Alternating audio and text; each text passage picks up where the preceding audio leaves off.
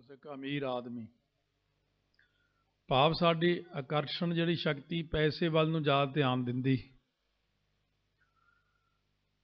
ਸੰਸਾਰ ਦੇ ਅੰਦਰ ਜਿਵੇਂ ਪੈਸੇ ਨੂੰ ਹੀ ਲੋਕ ਵੱਡਾ ਮੰਨਦੇ ਨੇ, ਕਰੀਏ ਵੀ ਕੀ ਆ, ਜਿੰਨਾ ਕੁਝ ਇੱਥੇ ਦੇਖਦੇ ਹਾਂ, ਗੁਰੂ ਘਰ ਦੀ ਬਿਲਡਿੰਗ, ਥਾਂ ਖਰੀਦੀ, ਝੂਮਰ ਲੱਗੇ ਹੋਏ ਨੇ, ਇੱਥੇ ਕੈਮਰੇ ਲੱਗੇ ਹੋਏ ਨੇ, ਇੱਥੇ ਮਾਈਕ ਹੈ, ਇੱਥੇ ਕੁੱਲ ਚੀਜ਼, ਇੱਕ ਵੀ ਚੀਜ਼ ਪੈਸੇ ਤੋਂ ਬਿਨਾਂ ਨਹੀਂ ਆਈ। ਸਤਿਗੁਰੂ ਜੀ ਸਰਵਲੋ ਪ੍ਰਕਾਸ਼ ਵਿੱਚ ਲਿਖਦੇ ਨੇ, ਤੁਝ ਬਿਨ ਸਰੈ ਨਾ ਇੱਕ ਪਲ। ਕਹਿੰਦੇ ਬਾਣੀ 'ਚ ਵੀ ਲਿਖਿਆ, ਮਹਾ ਮਾਇਆ ਹੈ ਤਾਂ ਕੀ ਛਾਇਆ। ਇਹਦੇ ਬਿਨਾਂ ਸਰਦਾ ਨਹੀਂ ਆਪਣਾ। ਇਹ ਗੁਰੂ ਦੀ ਕਿਰਪਾ ਨਾਲ ਸਤਿਗੁਰੂ ਜੀ ਜਦੋਂ ਸੋਝੀ ਕੋਈ ਪਾਉਂਦੇ ਨੇ, ਐਵੇਂ ਹੀ ਕਥਾ ਟਕਸਾਲ, ਉਹਦੀ ਬਖਸ਼ਿਸ਼, ਉਹ ਕੀ ਭੇਜਦੇ ਰਹਿੰਦੇ ਆ। ਲੰਮੇ ਪਿਆ ਵੀ ਐਵੇਂ ਸੰਕਲਪ ਹੋ ਗਿਆ, ਅੱਜ ਆਰਾਮ ਕੀਤਾ, ਜਦੋਂ ਮਾੜਾ ਜਿਹਾ ਉੱਠੇ, ਦੇਖੋ ਗੁਰੂ ਸਾਹਿਬ ਕੀ ਗੱਲ ਫਰਾਉਂਦੇ ਨੇ ਮਨ 'ਚ। ਸ਼ਾਹੀ ਹੈ, ਇੰਕ ਕਾਲੇ ਰੰਗ ਦੀ, ਨੀਲੇ ਰੰਗ ਦੀ ਹੈ, ਲਾਲ ਹੈ, ਹਰੀ ਹੈ। ਪੈਨ ਵਿੱਚ ਸ਼ਾਹੀ ਹੈ, ਲਿਖਦੇ ਹਾਂ। ਇਹੀ ਸ਼ਾਹੀ ਨਾਲ ਪੇਂਟਿੰਗ ਹੁੰਦੀ ਹੈ। ਸੋਹਣੀ ਸੋਹਣੀ ਲਿਖਾਈ ਸੋਹਣੀ ਲੱਗਦੀ ਹੈ, ਅੱਖਰ ਲਿਖੇ ਸੋਹਣੇ ਲੱਗਦੇ ਨੇ। ਸ਼ਾਹੀ ਬੜੀ ਵਧੀਆ ਚੀਜ਼ ਹੈ। ਇਸੇ ਸ਼ਾਹੀ ਨੂੰ ਹੱਥਾਂ ਤੇ ਡੋਲ ਕੇ, ਮਲ ਕੇ ਚੰਗੀ ਤਰ੍ਹਾਂ ਮੂੰਹ ਤੇ ਮਲ ਲਓ, ਕਾਲੀ ਸ਼ਾਹੀ ਮੂੰਹ ਕਾਲਾ ਕਰ ਦਿੰਦੀ। ਇਹ ਗੱਲ ਫੁਰੀ ਬਈ, ਮੈਂ ਕਿ ਇਹ ਕੀ ਹੋਇਆ ਅੱਜ। ਇਹ ਕੀ ਚੀਜ਼ ਹੈ? ਮਾਇਆ ਹੈ। ਇੰਕ ਨੂੰ ਆਪਾਂ ਲਿਖਾਈ ਲਈ ਵਰਤ ਸਕਦੇ ਹਾਂ, ਪਰ ਹੋਰ ਕਿਸੇ ਲਈ ਨਹੀਂ। ਆਪਾਂ ਇੰਕ ਮੂੰਹ ਨੂੰ ਲਾ ਲਈ, ਮੂੰਹ ਕਾਲਾ ਕਰ ਦਿੰਦੀ। ਇਸੇ ਤਰ੍ਹਾਂ ਮਾਇਆ ਵਰਤੋਂ ਦੀ ਚੀਜ਼ ਹੈ।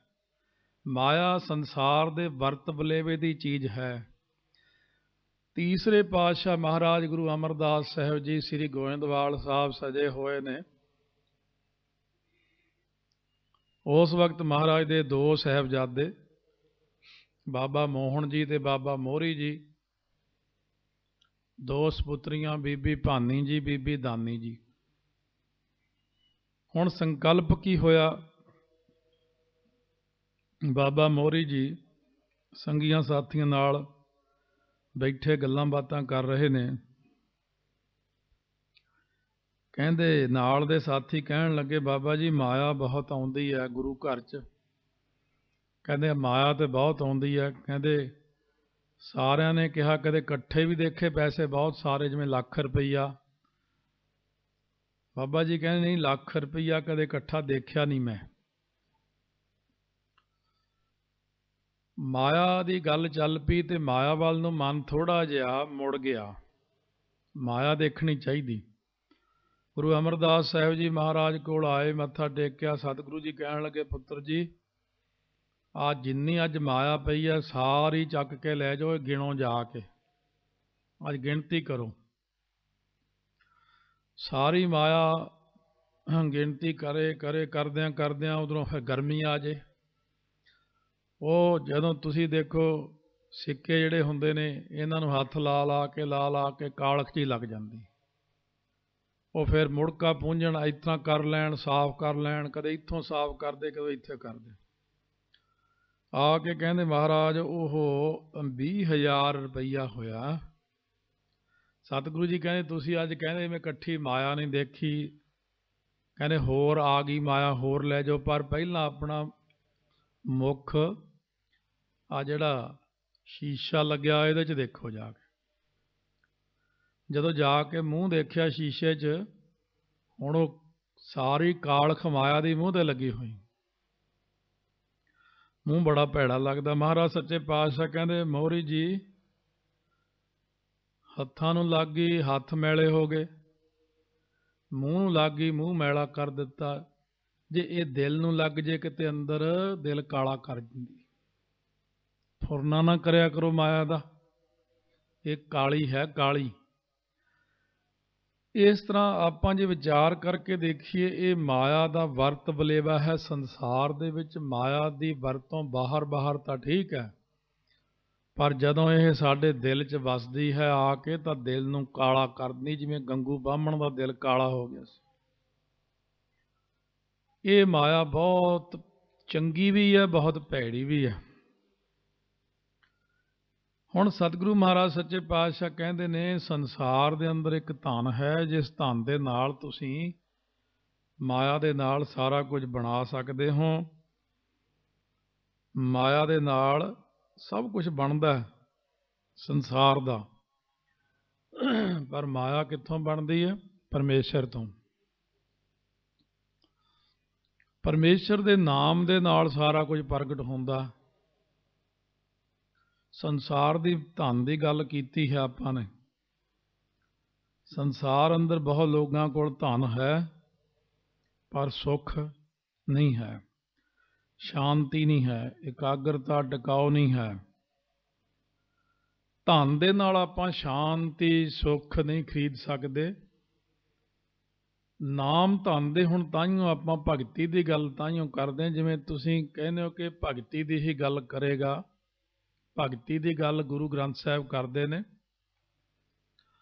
ਤਾਈਓ ਆਪਾਂ ਪੜ੍ਹਿਆ ਮਹਾਰਾਜ ਦੇ ਚਰਨਾਂ 'ਚ,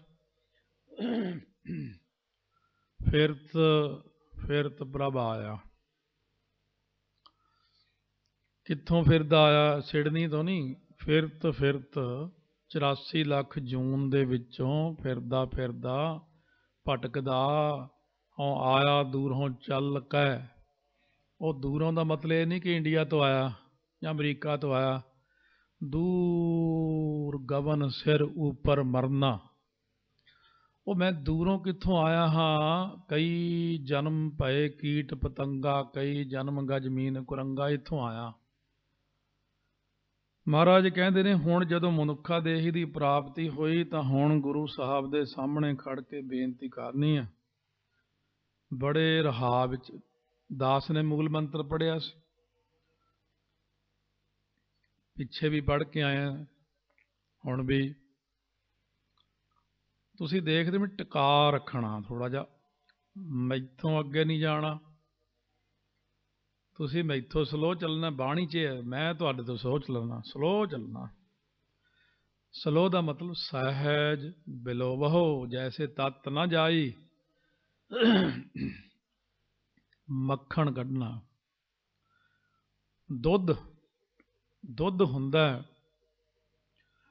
ਦੁੱਧ ਵਿੱਚੋਂ ਕਰੀਮ ਨਿਕਲਦੀ ਹੈ, ਕਰੀਮ ਦਾ ਘਿਓ ਬਣਦਾ, ਦੁੱਧ ਵਿੱਚੋਂ ਦਹੀਂ ਬਣਦਾ, ਦਹੀਂ ਨੂੰ ਰਿੜਕ ਕੇ ਮੱਖਣ ਨਿਕਲਦਾ। ਮਹਾਰਾਜ ਕਹਿੰਦੇ ਤੱਤ ਨੂੰ ਸੰਭਾਲ ਕੇ ਰੱਖੋ, ਤੱਤ ਵਸਤੂ ਨੂੰ ਗੁਰਬਾਣੀ ਦੀ ਵਿਚਾਰ ਕਰਨੀ। ਚਿਮ ਚਿਮ ਵਰਸੈ ਅੰਮ੍ਰਿਤ ਧਾਰਾ, ਮਨ ਪੀਵੈ ਸੁਣ ਸ਼ਬਦ ਵਿਚਾਰਾ। ਜਿਹੜਾ ਮੱਖਣ ਹੈ ਉਹ ਸ਼ਬਦ ਦੀ ਵਿਚਾਰ ਵਿੱਚ ਹੈ। ਬਾਣੀ ਬਿਰਲੋ ਵਿਚਾਰ ਸੀ, ਜੇ ਕੋ ਗੁਰਮੁਖ ਹੋਏ। ਇਹ ਕਾਹਲ ਵਿੱਚ ਬਾਣੀ ਨਹੀਂ ਪੜ੍ਹੀ ਦੀ, ਤੇ ਉਹਨੂੰ ਸਰਵਣ ਕਰੋ। ਕੀ ਕਹਿੰਦੀ ਬਾਣੀ? ਹੁਕਮ ਮੇਰੇ ਗੁਰੂ ਦਾ, ਸ਼ਬਦ ਗੁਰੂ ਹੈ। ਫਰਕ ਇੰਨਾ ਵੀ ਉਹ ਪਹਿਲਾਂ ਆਪ ਨਿਰੰਕਾਰ ਜੀ 10 ਸਰੂਪ ਧਾਰ ਕੇ ਆਏ ਸੀ, ਪ੍ਰਕਾਸ਼ ਨੇ ਸਰੂਪ ਧਾਰਿਆ ਹੈ। ਉਹ ਪ੍ਰਕਾਸ਼ ਸਰੂਪ ਨੇ, ਪ੍ਰਕਾਸ਼ ਨੇ ਹੀ ਸ਼ਬਦ ਰੂਪ ਧਾਰ ਲਿਆ। ਪ੍ਰਕਾਸ਼ ਨੂੰ 10 ਸਰੂਪ ਧਾਰਨੇ ਸਾਡੇ ਕਰਕੇ ਪਏ, ਕਿਉਂਕਿ ਉਹ ਸਾਨੂੰ ਸਾਡੇ ਵਰਗੀ ਕਿਰਿਆ ਕਰਕੇ ਦਿਖਾਉਣੀ ਚਾਹੁੰਦੇ ਸੀ। ਮੱਝਾਂ ਉਹਨਾਂ ਨੇ ਚਾਰੀਆਂ, ਸਕੂਲ ਪੜ੍ਹਨ ਉਹ ਗਏ, ਦੁਕਾਨਦਾਰੀ ਉਹਨਾਂ ਨੇ ਕੀਤੀ, ਹੱਟੀ ਸੱਚੇ ਸੌਦੇ ਦੀ ਲਾਈ। ਗੁਰੂ ਅੰਗਦ ਦੇਵ ਜੀ ਵੀ ਹੱਟੀ ਕਰਦੇ ਰਹੇ। ਉਹਨਾਂ ਨੇ ਸਾਡੇ ਵਰਗੀ ਕਿਰਿਆ ਨਿਰੰਕਾਰ ਪ੍ਰਕਾਸ਼ ਜੀ ਨੇ, ਪ੍ਰਕਾਸ਼ ਸਰੂਪ ਪਰਮੇਸ਼ਰ ਨੇ 10 ਰੂਪ ਧਾਰਨ ਕਰਕੇ ਸਾਡੇ ਵਰਗੀ ਕਿਰਿਆ ਕੀਤੀ। ਕਿਉਂਕਿ ਜੇ ਪ੍ਰਕਾਸ਼ ਕੋਈ ਕਿਰਿਆ ਕਰਦਾ ਤਾਂ ਅਸੀਂ ਉਹਨੂੰ ਫੋਲੋ ਨਹੀਂ ਕਰ ਸਕਦੇ। ਅਸੀਂ ਉਹ ਸਾਡੇ ਵਰਗੇ ਹੀ ਬਣ ਕੇ ਆਏ ਸਾਡੇ 'ਚ। ਵੀ ਇਹਨਾਂ ਬੱਚਿਆਂ ਨੂੰ ਮੈਂ ਕੁਝ ਸਿੱਖਿਆ ਦੇਵਾਂ, ਕੋਈ ਸੇਧ ਦੇ ਜਾਵਾਂ। ਗੁਰੂ ਸਾਹਿਬ ਨੇ 10 ਸਰੂਪਾਂ ਵਿੱਚ 239 ਵਰ੍ਹੇ 'ਚ ਇੱਕ ਸਿੱਖ ਦੀ ਜ਼ਿੰਦਗੀ ਨੂੰ ਦਰਸਾਇਆ ਕਿਵੇਂ ਹੁੰਦੀ। ਅਸੀਂ ਹੁਣ ਉਹ ਜ਼ਿੰਦਗੀ ਨੂੰ ਦੇਖਣਾ। 10 ਗੁਰਾਂ ਦੇ ਵੱਡੀ ਘਾਟ ਹਰ ਵਾਰੀ ਮੈਨੂੰ ਕਹਿਣੀ ਪੈਂਦੀ ਹੈ ਸਟੇਜ ਤੇ। ਵੱਡੀ ਘਾਟ ਸਾਡੀ ਕੌਮ ਵਿੱਚ ਰਹੀ ਕਿ ਅਸੀਂ 10 ਗੁਰਾਂ ਦਾ ਇਤਿਹਾਸ ਨਹੀਂ ਸੁਣਿਆ। ਕਿਸੇ ਨੂੰ ਮੈਂ ਕੁਐਸਚਨ ਕਰ ਦਿਆਂ, ਸਿਡਨੀ ਕਿੰਨੇ ਇੱਕ ਘਰ 'ਚ ਸਿੰਘ ਬੈਠੇ ਸੀ, ਉਹਨਾਂ ਨੂੰ ਦਾਸ ਨੇ ਪੁੱਛਿਆ ਪਹਿਲੇ ਪਾਤਸ਼ਾਹ ਕਿੱਥੇ ਜੋਤੀ ਜੋਤ ਸਮਾਏ ਸੀ? 50-60 ਸਿੰਘ ਸਿੰਘਣੀਆਂ ਬੈਠੇ ਸੀ, ਕੋਈ ਨਹੀਂ ਬੋਲਿਆ। ਕਹਿੰਦੇ ਸਾਨੂੰ ਤਾਂ ਪਤਾ ਨਹੀਂ। ਕਿੰਨੇ ਹੀ ਕੁਐਸਚਨ ਇਤਿਹਾਸ ਵਿੱਚੋਂ ਕੀਤੇ, ਕਹਿੰਦੇ ਸਾਨੂੰ ਤਾਂ ਪਤਾ ਨਹੀਂ। ਵੀ ਪਤਾ ਕਿਹਨੂੰ ਹੋਣਾ? ਫਿਰ ਕੋਈ ਵੀ ਪ੍ਰਸ਼ਨ ਪੁੱਛ ਲਈਏ ਹਰੇਕ ਗੱਲ ਤੇ ਕਹਿੰਦੇ ਸਾਨੂੰ ਇਹ ਨਹੀਂ ਪਤਾ। ਕੀ ਪਤਾ ਹੈ ਤੁਹਾਨੂੰ? ਕੀ ਪਤਾ ਹੈ? ਇਸੇ ਕਰਕੇ ਦਾਸ ਦਾ ਪਹਿਲਾਂ ਫੁਰਨਾ ਬਣਿਆ ਵੀ ਸਭ ਤੋਂ ਪਹਿਲਾਂ ਜਿਹੜਾ ਸਾਡਾ ਮੂਲ ਹੈ ਗੁਰੂ ਗ੍ਰੰਥ ਸਾਹਿਬ ਦੀ, ਪਹਿਲਾਂ ਸਾਰੀ ਕਥਾ ਹੀ ਸੰਗਤ ਨੂੰ ਰਿਕਾਰਡ ਕਰਕੇ ਦਿੱਤੀ ਜਾਵੇ ਤਾਂ ਕਿ ਉਹ ਕਥਾ ਇੱਕ ਪੰਥ ਦਾ ਖਜ਼ਾਨਾ ਬਣ ਗਿਆ। ਕੋਈ ਅੰਦਾਜ਼ਾ ਵੀ ਨਹੀਂ ਤੁਸੀਂ ਲਾ ਸਕੋਗੇ ਆਉਣ ਵਾਲੇ 5 ਸਾਲਾਂ 'ਚ ਇੰਨਾ ਮੋੜ ਪਾ ਦੇਣਾ। ਹੁਣੇ ਹੀ ਬਹੁਤ ਪਿਆ ਹੋਇਆ। ਯੂਰਪ ਸਾਰੇ ਦੇ ਵਿੱਚ ਇੱਥੇ ਦਸਤਾਰਾਂ ਦਿਖਦੀਆਂ, ਕਦੇ ਯੂਰਪ ਦੇ ਗੁਰੂ ਘਰਾਂ 'ਚ ਦੇਖਿਓ ਚਿੱਟੇ ਹੀ ਰੁਮਾਲ ਨੇ ਸਿਰਾਂ ਤੇ, ਬਸ ਬਹੁਤ ਘੱਟ ਦਸਤਾਰਾਂ ਦਿਖਦੀਆਂ ਸੀ ਉੱਥੇ। ਉਹਨਾਂ ਬੱਚਿਆਂ ਨੇ ਪੰਜਾਬ ਦੇ ਪਿੰਡਾਂ 'ਚੋਂ ਆ ਕੇ ਰੋਜੀ ਰੋਟੀ ਵਾਸਤੇ ਮਿਹਨਤ ਕਰਨੀ ਸ਼ੁਰੂ ਕੀਤੀ। ਪਰ ਜਿਉਂ-ਜਿਉਂ ਉਹਨਾਂ ਨੇ ਗੁਰੂ ਗ੍ਰੰਥ ਸਾਹਿਬ ਦੀ ਕਥਾ ਸੁਣੀ, ਜਪਜੀ ਸਾਹਿਬ ਦਾ ਮਹਾਤਮ ਇਸੇ ਕਰਕੇ ਭਰਿਆ ਸੀ। ਇੱਕ ਗੱਲ ਹੈ ਵੀ ਤੁਸੀਂ ਇੰਨੀ ਕਥਾ ਅੱਜ ਤੱਕ ਸੁਣ ਚੁੱਕੇ ਹੋ, ਕੋਈ ਮਨ ਦੇ ਵਿੱਚ ਸ਼ੰਕਾ ਆ ਜੇ ਉਹ ਜ਼ਰੂਰ ਪੁੱਛ ਲਿਓ ਮੈਨੂੰ। ਇਹ ਰਿਸਰਚ ਕੀਤੀ ਕਿ ਵੀ ਇਹ ਸਾਡਾ ਜਿਹੜਾ ਪੰਜਾਬ, ਸਾਡੇ ਲੋਕ ਇਹ ਨਕਲੀ ਗੁਰੂਆਂ ਵੱਲ ਨੂੰ ਕਿਉਂ ਜਾਂਦੇ ਨੇ? ਕਦੇ ਸੋਚਿਆ ਤੁਸੀਂ? ਤਾਜ਼ੀ ਘਟਨਾ ਸਿਡਨੀ ਦੀ ਹੈ। ਇੱਕ ਬੀਬੀ ਦਾ ਪਤੀ ਚੜ੍ਹਾਈ ਕਰ ਗਿਆ, ਬੱਚੇ ਛੋਟੇ ਛੋਟੇ ਨੇ, ਘਰ ਵਾਲੇ ਦੇ ਸੰਸਕਾਰ ਲਈ ਕੋਲ ਪੈਸੇ ਨਹੀਂ ਹਨ। ਸਾਡੀ ਕਿਸੇ ਕਮੇਟੀ ਨੇ ਉਹਦੀ ਗੱਲ ਨਹੀਂ ਪੁੱਛੀ। ਈਸਾਈ ਗਏ, ਉਹਦੇ ਘਰ ਵਾਲੇ ਦਾ ਸਾਰਾ ਅਰੇਂਜਮੈਂਟ ਕੀਤਾ ਸੰਸਕਾਰ ਦਾ, ਬੱਚਿਆਂ ਨੂੰ ਖਰਚਾ ਸਭ ਸੰਭਾਲ ਲਿਆ। ਉਹਨੇ ਈਸਾਈ ਧਰਮ ਗ੍ਰਹਿਣ ਕਰ ਲਿਆ। ਲਾਹਨਤ ਹੈ ਸਾਡੇ ਪੰਥ ਨੂੰ, ਇੰਨੀਆਂ ਗੋਲਕਾਂ ਭਰੀਆਂ ਪਈਆਂ। ਇਹ ਨਕਲੀ ਗੁਰੂਆਂ ਵੱਲ ਲੋਕਾਂ 'ਚ ਝੁਕਾਅ ਕਿਉਂ ਹੁੰਦਾ ਹੈ? ਕਿਉਂਕਿ ਸਾਡੇ ਲੋਕ ਜੇ ਕੋਲ ਸਿੱਖ ਮਰਦਾ ਹੋਵੇ ਮੂੰਹ 'ਚ ਪਾਣੀ ਨਹੀਂ ਪਾਉਂਦੇ। ਆ ਪਿੰਡਾਂ ਦਾ ਸਾਡਾ ਪੰਜਾਬ ਦਾ ਇਸ ਕਰਕੇ ਬੁਰਾ ਹਾਲ ਹੈ। ਮਾਲਵੇ ਖੇਤਰ 'ਚ ਕਿਸਾਨ ਇੰਨਾ ਕਰਜ਼ਾਈ ਹੈ। 4 ਕੁੜੀਆਂ ਇੱਕ ਜੱਟ ਜ਼ਿਮੀਂਦਾਰ ਦੀਆਂ, ਕੋਈ 29 ਸਾਲ ਦੀ, ਕੋਈ 32 ਦੀ, ਕੋਈ 35 ਦੀ। ਉਹ ਜਾ ਕੇ ਆੜ ਝੂਠੇ ਸੌਦੇ ਵਾਲਿਆਂ ਨੂੰ 4 ਅਰਪਣ ਕਰਿਆ ਵੀ ਮੈਂ ਵਿਆਹ ਨਹੀਂ ਕਰ ਸਕਦਾ, ਇੱਥੇ ਹੀ ਰੱਖ ਲਓ ਇਹਨਾਂ ਨੂੰ। ਇਹ ਸਾਰੀ ਗੱਲ ਵਾਸਤੇ ਜਦੋਂ ਦਾਸ ਨੇ ਵਿਚਾਰ ਕੀਤੀ ਵੀ ਹੁਣ ਉਹ ਸਿੱਖ ਨਹੀਂ ਰਹੇ ਸਿਦਕ ਵਾਲੇ। 4 ਤਰ੍ਹਾਂ ਦੀ ਸਿੱਖੀ ਹੈ, ਸ਼ਰਵਣ ਵੀ ਕੀਤੀ ਆਪ ਨੇ, ਦੇਖਾ ਦੇਖੀ ਦੀ ਸਿੱਖੀ, ਧੰਦੇ ਦੀ ਸਿੱਖੀ, ਕੰਮ ਦੀ ਸਿੱਖੀ ਜਿਵੇਂ ਹੁੰਦੀ ਹੈ ਧੰਦਾ। ਇਸੇ ਪ੍ਰਕਾਰ ਫਿਰ ਜਿਹੜੀ ਸਿੱਖੀ ਆਪਾਂ ਸਿਦਕ ਦੀ ਦੇਖੀਏ, ਦੇਖਾ ਦੇਖੀ ਵੀ ਇੱਥੇ ਬਹੁਤ ਗਿਣਤੀ ਜਿਹੜੀ ਹੈ ਸਿੱਖਾਂ ਦੀ ਹੈ, ਸਿੱਖ ਬਣ ਜਾਓ, ਅੰਮ੍ਰਿਤਧਾਰੀ ਬਣ ਜਾਓ। ਕਿਉਂਕਿ ਇੱਕ ਧੰਦੇ ਦੀ ਸਿੱਖੀ ਆ ਵੀ ਇਹ ਫੈਕਟਰੀ ਵਾਲਾ ਸਰਦਾਰ ਜਿਹੜਾ ਇਹ ਅੰਮ੍ਰਿਤਧਾਰੀਆਂ ਨੂੰ ਰੱਖਦਾ ਗਾਤਰਾ ਪਾ ਕੇ ਉੱਥੇ ਜਾ ਪਹੁੰਚੇ। ਜੇ ਦੇਖਿਆ ਵਾਲ ਕਟਾ ਕੇ ਕੰਮ ਮਿਲਦਾ, ਲੋਕੀ ਵਾਲ ਕਟਾ ਲੈਂਦੇ ਨੇ। ਕੰਮ ਪਿੱਛੇ ਧਰਮ ਹੀ ਚੇਂਜ ਹੋ ਜਾਂਦਾ। ਫਿਰ ਰਿਸ਼ਤੇ ਵਾਸਤੇ ਲੋਕੀ ਅੰਮ੍ਰਿਤ ਛਕ ਲੈਂਦੇ ਨੇ।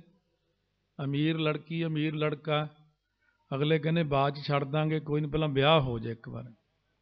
ਇਹ 10ਵੇਂ ਪਾਤਸ਼ਾਹ ਨੇ 100 ਸਾਖੀ 'ਚ ਲਿਖੀ ਵੀ ਹੋਈ ਹੈ 4 ਤਰ੍ਹਾਂ ਦੀ ਸਿੱਖੀ। ਹੁਣ ਹੈ ਸਿਦਕ ਦੀ ਸਿੱਖੀ। ਜਿੱਥੇ ਜਾ ਕੇ ਭਾਈ ਮਤੀ ਦਾਸ ਨੇ ਕਿਹਾ ਸਿਰ ਜਾਵੇ ਤਾਂ ਜਾਵੇ, ਮੇਰਾ ਸਿੱਖੀ ਸਿਦਕ ਨਾ ਜਾਵੇ। ਸਿਦਕ ਤੋਂ ਡੋਲ ਜਾਂਦਾ ਸਿੱਖ ਜਦੋਂ ਉਹਨੂੰ ਮਹਾਰਾਜ, ਆ ਕਈ ਨਿਆਣੇ ਦੇਖੇ ਨਰਵਸ ਹੋ ਜਾਂਦੇ ਜਿੱਦਣ ਪੇਪਰ ਹੁੰਦਾ, ਐਗਜ਼ਾਮ ਹੁੰਦਾ, ਹੱਥ ਪੈਰ ਠੰਡੇ ਹੋ ਜਾਂਦੇ, ਨਿਆਣਿਆਂ ਦੇ ਪੈਰ ਵੀ ਠੰਡੇ ਹੋ ਜਾਂਦੇ ਨੇ। ਮੈਂ ਉੱਥੇ ਕੀ ਲਿਖੂੰ, ਪਹਿਲਾਂ ਹੀ ਡਰੀ ਜਾਂਦੇ ਨੇ। ਫਿਰ ਬਿਠਾ ਕੇ ਸਮਝਾਉਣਾ ਪੈਂਦਾ ਵੀ ਜਿਹੜੇ ਸਵਾਲ ਆਉਂਦੇ ਹੋਏ ਪਹਿਲਾਂ ਕਰ ਲਈ। ਜੇ ਆ ਪੇਪਰ ਜਿਹਦੇ ਇਤਿਹਾਸ ਦੇ ਹੋਣ ਐਗਜ਼ਾਮ, ਹੁਣ ਕਹੀ ਇੱਕ ਲਾਈਨ ਪੇਪਰ ਤੇ ਇੱਧਰ ਮਾਰ ਲਈ ਕਿ ਸੈਂਟਰ 'ਚ ਇੰਨੀ ਕੁ ਥਾਂ ਬਣਾ ਕੇ ਖੁੱਲ੍ਹਾ ਖੁੱਲ੍ਹਾ ਲਿਖਿਆ ਹੀ 10-20 ਪੇਜ ਭਰਦੀ, ਖੁੱਲ੍ਹੇ ਨੰਬਰ ਮਿਲ ਜਾਂਦੇ, ਗਿੱਠਾਂ ਨਾਲ ਹੀ ਮਿਲ ਜਾਂਦੇ ਆ। ਕਿੰਨੀਆਂ ਗੱਲਾਂ ਸਮਝਾਉਣੀਆਂ ਪੈਂਦੀਆਂ ਨਿਆਣਿਆਂ ਨੂੰ। ਇੱਕ ਨਿਆਣਾ ਕਹਿੰਦਾ ਮੈਂ ਪੇਪਰ 'ਚ ਨਰਵਸ ਹੋ ਜਾਂਦਾ। ਮੈਂ ਕਿਹਾ ਮੈਂ ਵੀ ਹੋ ਜਾਂਦਾ। ਕਹਿੰਦਾ ਕਦੋਂ? ਮੈਂ ਜਿਵੇਂ ਕਥਾ ਕਰਨ ਜਾਂਦਾ ਹੁੰਦਾ, ਕੀ ਸੁਣਾਵਾਂਗੇ ਅੱਜ। ਮੈਂ ਕਿਹਾ ਮੈਨੂੰ ਵੀ ਨਰਵਸ ਹੋ ਜਾਂਦਾ ਮੈਂ ਵੀ। ਮੈਂ ਕਿਹਾ ਜਦੋਂ ਫਿਰ ਕਥਾ ਸ਼ੁਰੂ ਕਰ ਦਈਦੀ ਫਿਰ ਆਪੇ ਆਈ ਜਾਂਦੀ। ਕਿਉਂ? ਗੁਰਾਂ ਅੱਗੇ ਅਰਦਾਸ ਕਰੀਦੀ ਵੀ ਛਿਟੀ ਰੱਖੋ ਸਿਰ ਤੇ, 8ਵੇਂ ਪਾਤਸ਼ਾਹ ਛਿਟੀ ਰੱਖਣ ਤਾਂ ਕਥਾ ਹੁੰਦੀ। ਮੈਂ ਕਿਹਾ ਜਦ ਤੂੰ ਜਾ ਕੇ ਪੇਪਰ ਕਰੇਂਗਾ ਨਾ ਸ਼ੁਰੂ, 5 ਮੂਲ ਮੰਤਰ ਕਰਕੇ ਅਰਦਾਸ ਕਰੀ, ਤਾਂ ਜਦੋਂ ਕੁਐਸਚਨ ਦੇਖਣੇ ਸਾਰੇ ਤੂੰ ਲਿਖੀ ਜਾਈਂ, ਫਿਰ ਆਪੇ ਹੀ ਸ਼ੁਰੂ ਹੋ ਜਾਂਦਾ ਕੰਮ। ਪਹਿਲਾਂ ਘਬਰਾਹਟ ਹੁੰਦੀ। ਇਸ ਕਰਕੇ ਸੰਸਾਰ ਦੇ ਅੰਦਰ ਜਦੋਂ ਵੀ ਕੋਈ ਜੀਵ ਚੱਲਦਾ ਕਿਸੇ ਪਾਸੇ ਨੂੰ, ਤਾਂ ਉਹਨੂੰ ਘਬਰਾਹਟ ਸ਼ੁਰੂ ਹੋ ਜਾਂਦੀ ਹੈ। ਸਿਦਕ ਦੀ ਸਿੱਖੀ ਕੀ ਚੀਜ਼ ਆ? ਅੰਮ੍ਰਿਤ ਛਕ ਲਿਆ, ਗੁਰੂ ਵਾਲੇ ਬਣ ਗਏ, ਬਾਣੀ ਪੜ੍ਹਨ ਲੱਗ ਪਏ। ਹੁਣ ਸਤਿਗੁਰੂ ਜੀ ਨੇ ਖੋਟੇ ਸਿੱਕੇ ਨੂੰ ਥੋੜ੍ਹਾ ਜਿਹਾ ਖਰਾ ਕੀਤਾ, ਉਹਨੂੰ ਖਜ਼ਾਨੇ 'ਚ ਪਾਉਣਾ, ਹੁਣ ਪਰਖਣਾ ਸ਼ੁਰੂ ਕਰ ਦਿੱਤਾ। ਗੁਰੂ ਸਾਹਿਬ ਪਰਖਣ ਲੱਗ ਜਾਂਦੇ ਨੇ। ਖਜ਼ਾਨਾ ਹੈ, ਸੱਚਖੰਡ ਲੈ ਕੇ ਜਾਣਾ। ਅਕਸਰ ਆਸਟ੍ਰੇਲੀਆ ਵਾਲੀ ਅੰਬੈਸੀ ਪੁਣ ਕੇ ਕੱਢਦੀ ਹੁਣ। ਅੱਗੇ ਤਾਂ 3 ਕਾਗਜ਼ ਰਾਈਟ, ਬਾਕੀ ਭਾਵੇਂ ਦੂਜੇ ਹੀ ਹੋਣ, ਚੱਲ ਲੰਘ ਜਾ। ਹੁਣ ਤਾਂ ਇੱਕ ਕਾਗਜ਼ ਦੇ ਮਗਰ ਬੰਦਾ ਜਾਂਦਾ ਵੀ ਵਾਕਈ ਕਾਗਜ਼ ਸਹੀ ਹੈ। ਹੁਣ ਤਾਂ ਕਈ ਮਹੀਨਿਆਂ ਦਾ ਪ੍ਰੋਸੈਸ ਕਰਤਾ ਵੀ ਪੁਣ ਕੇ ਚੁਣ ਕੇ ਪੜ੍ਹੇ ਲਿਖੇ ਕਰੀਮ ਹੀ ਲਿਆਉਣੀ ਇੱਥੇ ਸਾਰੀ। ਤੇ ਆਸਟ੍ਰੇਲੀਆ 'ਚ ਇੰਨੀ ਸਖਤੀ, ਤੇ ਸੱਚਖੰਡ ਵਾੜਨਾ ਬੰਦੇ ਨੂੰ ਤਾਂ ਮਾੜੀ ਮੋਟੀ ਗੱਲ ਨਹੀਂ। ਸੱਚਖੰਡ ਇੱਥੇ ਤਾਂ ਹਾਲਾਂ ਵੀ ਮਹੀਨੇ 'ਚ ਕਿੰਨੇ ਜਹਾਜ਼ ਉਤਰਦੇ ਆ, ਸੱਚਖੰਡ ਤਾਂ ਮਹੀਨੇ 'ਚ 2-4 ਜਾਣੇ ਹੀ ਜਾਂਦੇ ਆ। ਉਹ ਬਹੁਤ ਚੁਣਦੇ ਮਿਣਦੇ ਬੰਦੇ ਨੂੰ, ਕਿੰਨਾ ਕੁ ਪਾਪ ਕਰਮ ਹੈ, ਕਿੰਨੀ ਕੁ ਬੰਦਗੀ ਹੈ, ਕਿੰਨੀ ਕੁ ਰਹਿਤ ਰੱਖੀ ਹੈ ਸਤਿਗੁਰੂ ਮਹਾਰਾਜ ਸੱਚੇ ਪਾਤਸ਼ਾਹ। ਇਹ ਕੋਈ ਡਰਾਉਣ ਵਾਲੀ ਗੱਲ ਨਹੀਂ। ਮੈਨੂੰ ਇੰਡੀਆ ਦੇ ਪੇਪਰਾਂ ਬਾਰੇ ਪਤਾ ਵੀ ਚਲੋ ਐਗਜ਼ਾਮ ਹੁੰਦੇ ਬੱਚਿਆਂ ਦੇ, ਸਭ ਤੋਂ ਔਖਾ ਐਗਜ਼ਾਮ ਇੰਡੀਆ ਦਾ IAS ਆਫੀਸਰ ਦਾ, ਜਾਂ ਜਿਹੜੇ ਆ ਬਾਹਰਲੇ ਅੰਬੈਸਡਰ ਬਣਦੇ ਇਹਨਾਂ ਦਾ ਔਖਾ। 5 ਲੱਖ ਬੱਚੇ ਚੋਂ 500 ਬੱਚਾ IAS ਆਫੀਸਰ ਚੁਣਨਾ, ਉਹ ਵੀ ਗਾਂ ਪੁਣ ਕੇ। 500 ਜੇ ਚੁਣਿਆ ਵੀ ਗਿਆ ਤਾਂ ਇੰਟਰਵਿਊ 'ਚ ਫੇਲ ਹੋ ਜਾਂਦੇ ਬਹੁਤੇ। ਉਹਨਾਂ 500 'ਚੋਂ ਮਸਾਂ ਫੇਰ ਅੱਗੇ 100 ਚੁਣਿਆ ਜਾਂਦਾ। ਤੇ ਇੱਥੇ ਜਦ ਇੰਨੀ ਪੁਣ ਛਾਣ ਹੁੰਦੀ ਜਾਂ ਨਾ, ਫਿਰ ਆਪਾਂ ਕੋਸ਼ਿਸ਼ ਕਰਦੇ ਮੈਂ ਸੱਚਖੰਡ ਵਸਾ ਜਿੱਥੇ ਨਿਰੰਕਾਰ, ਉੱਥੇ ਜਾਣਾ।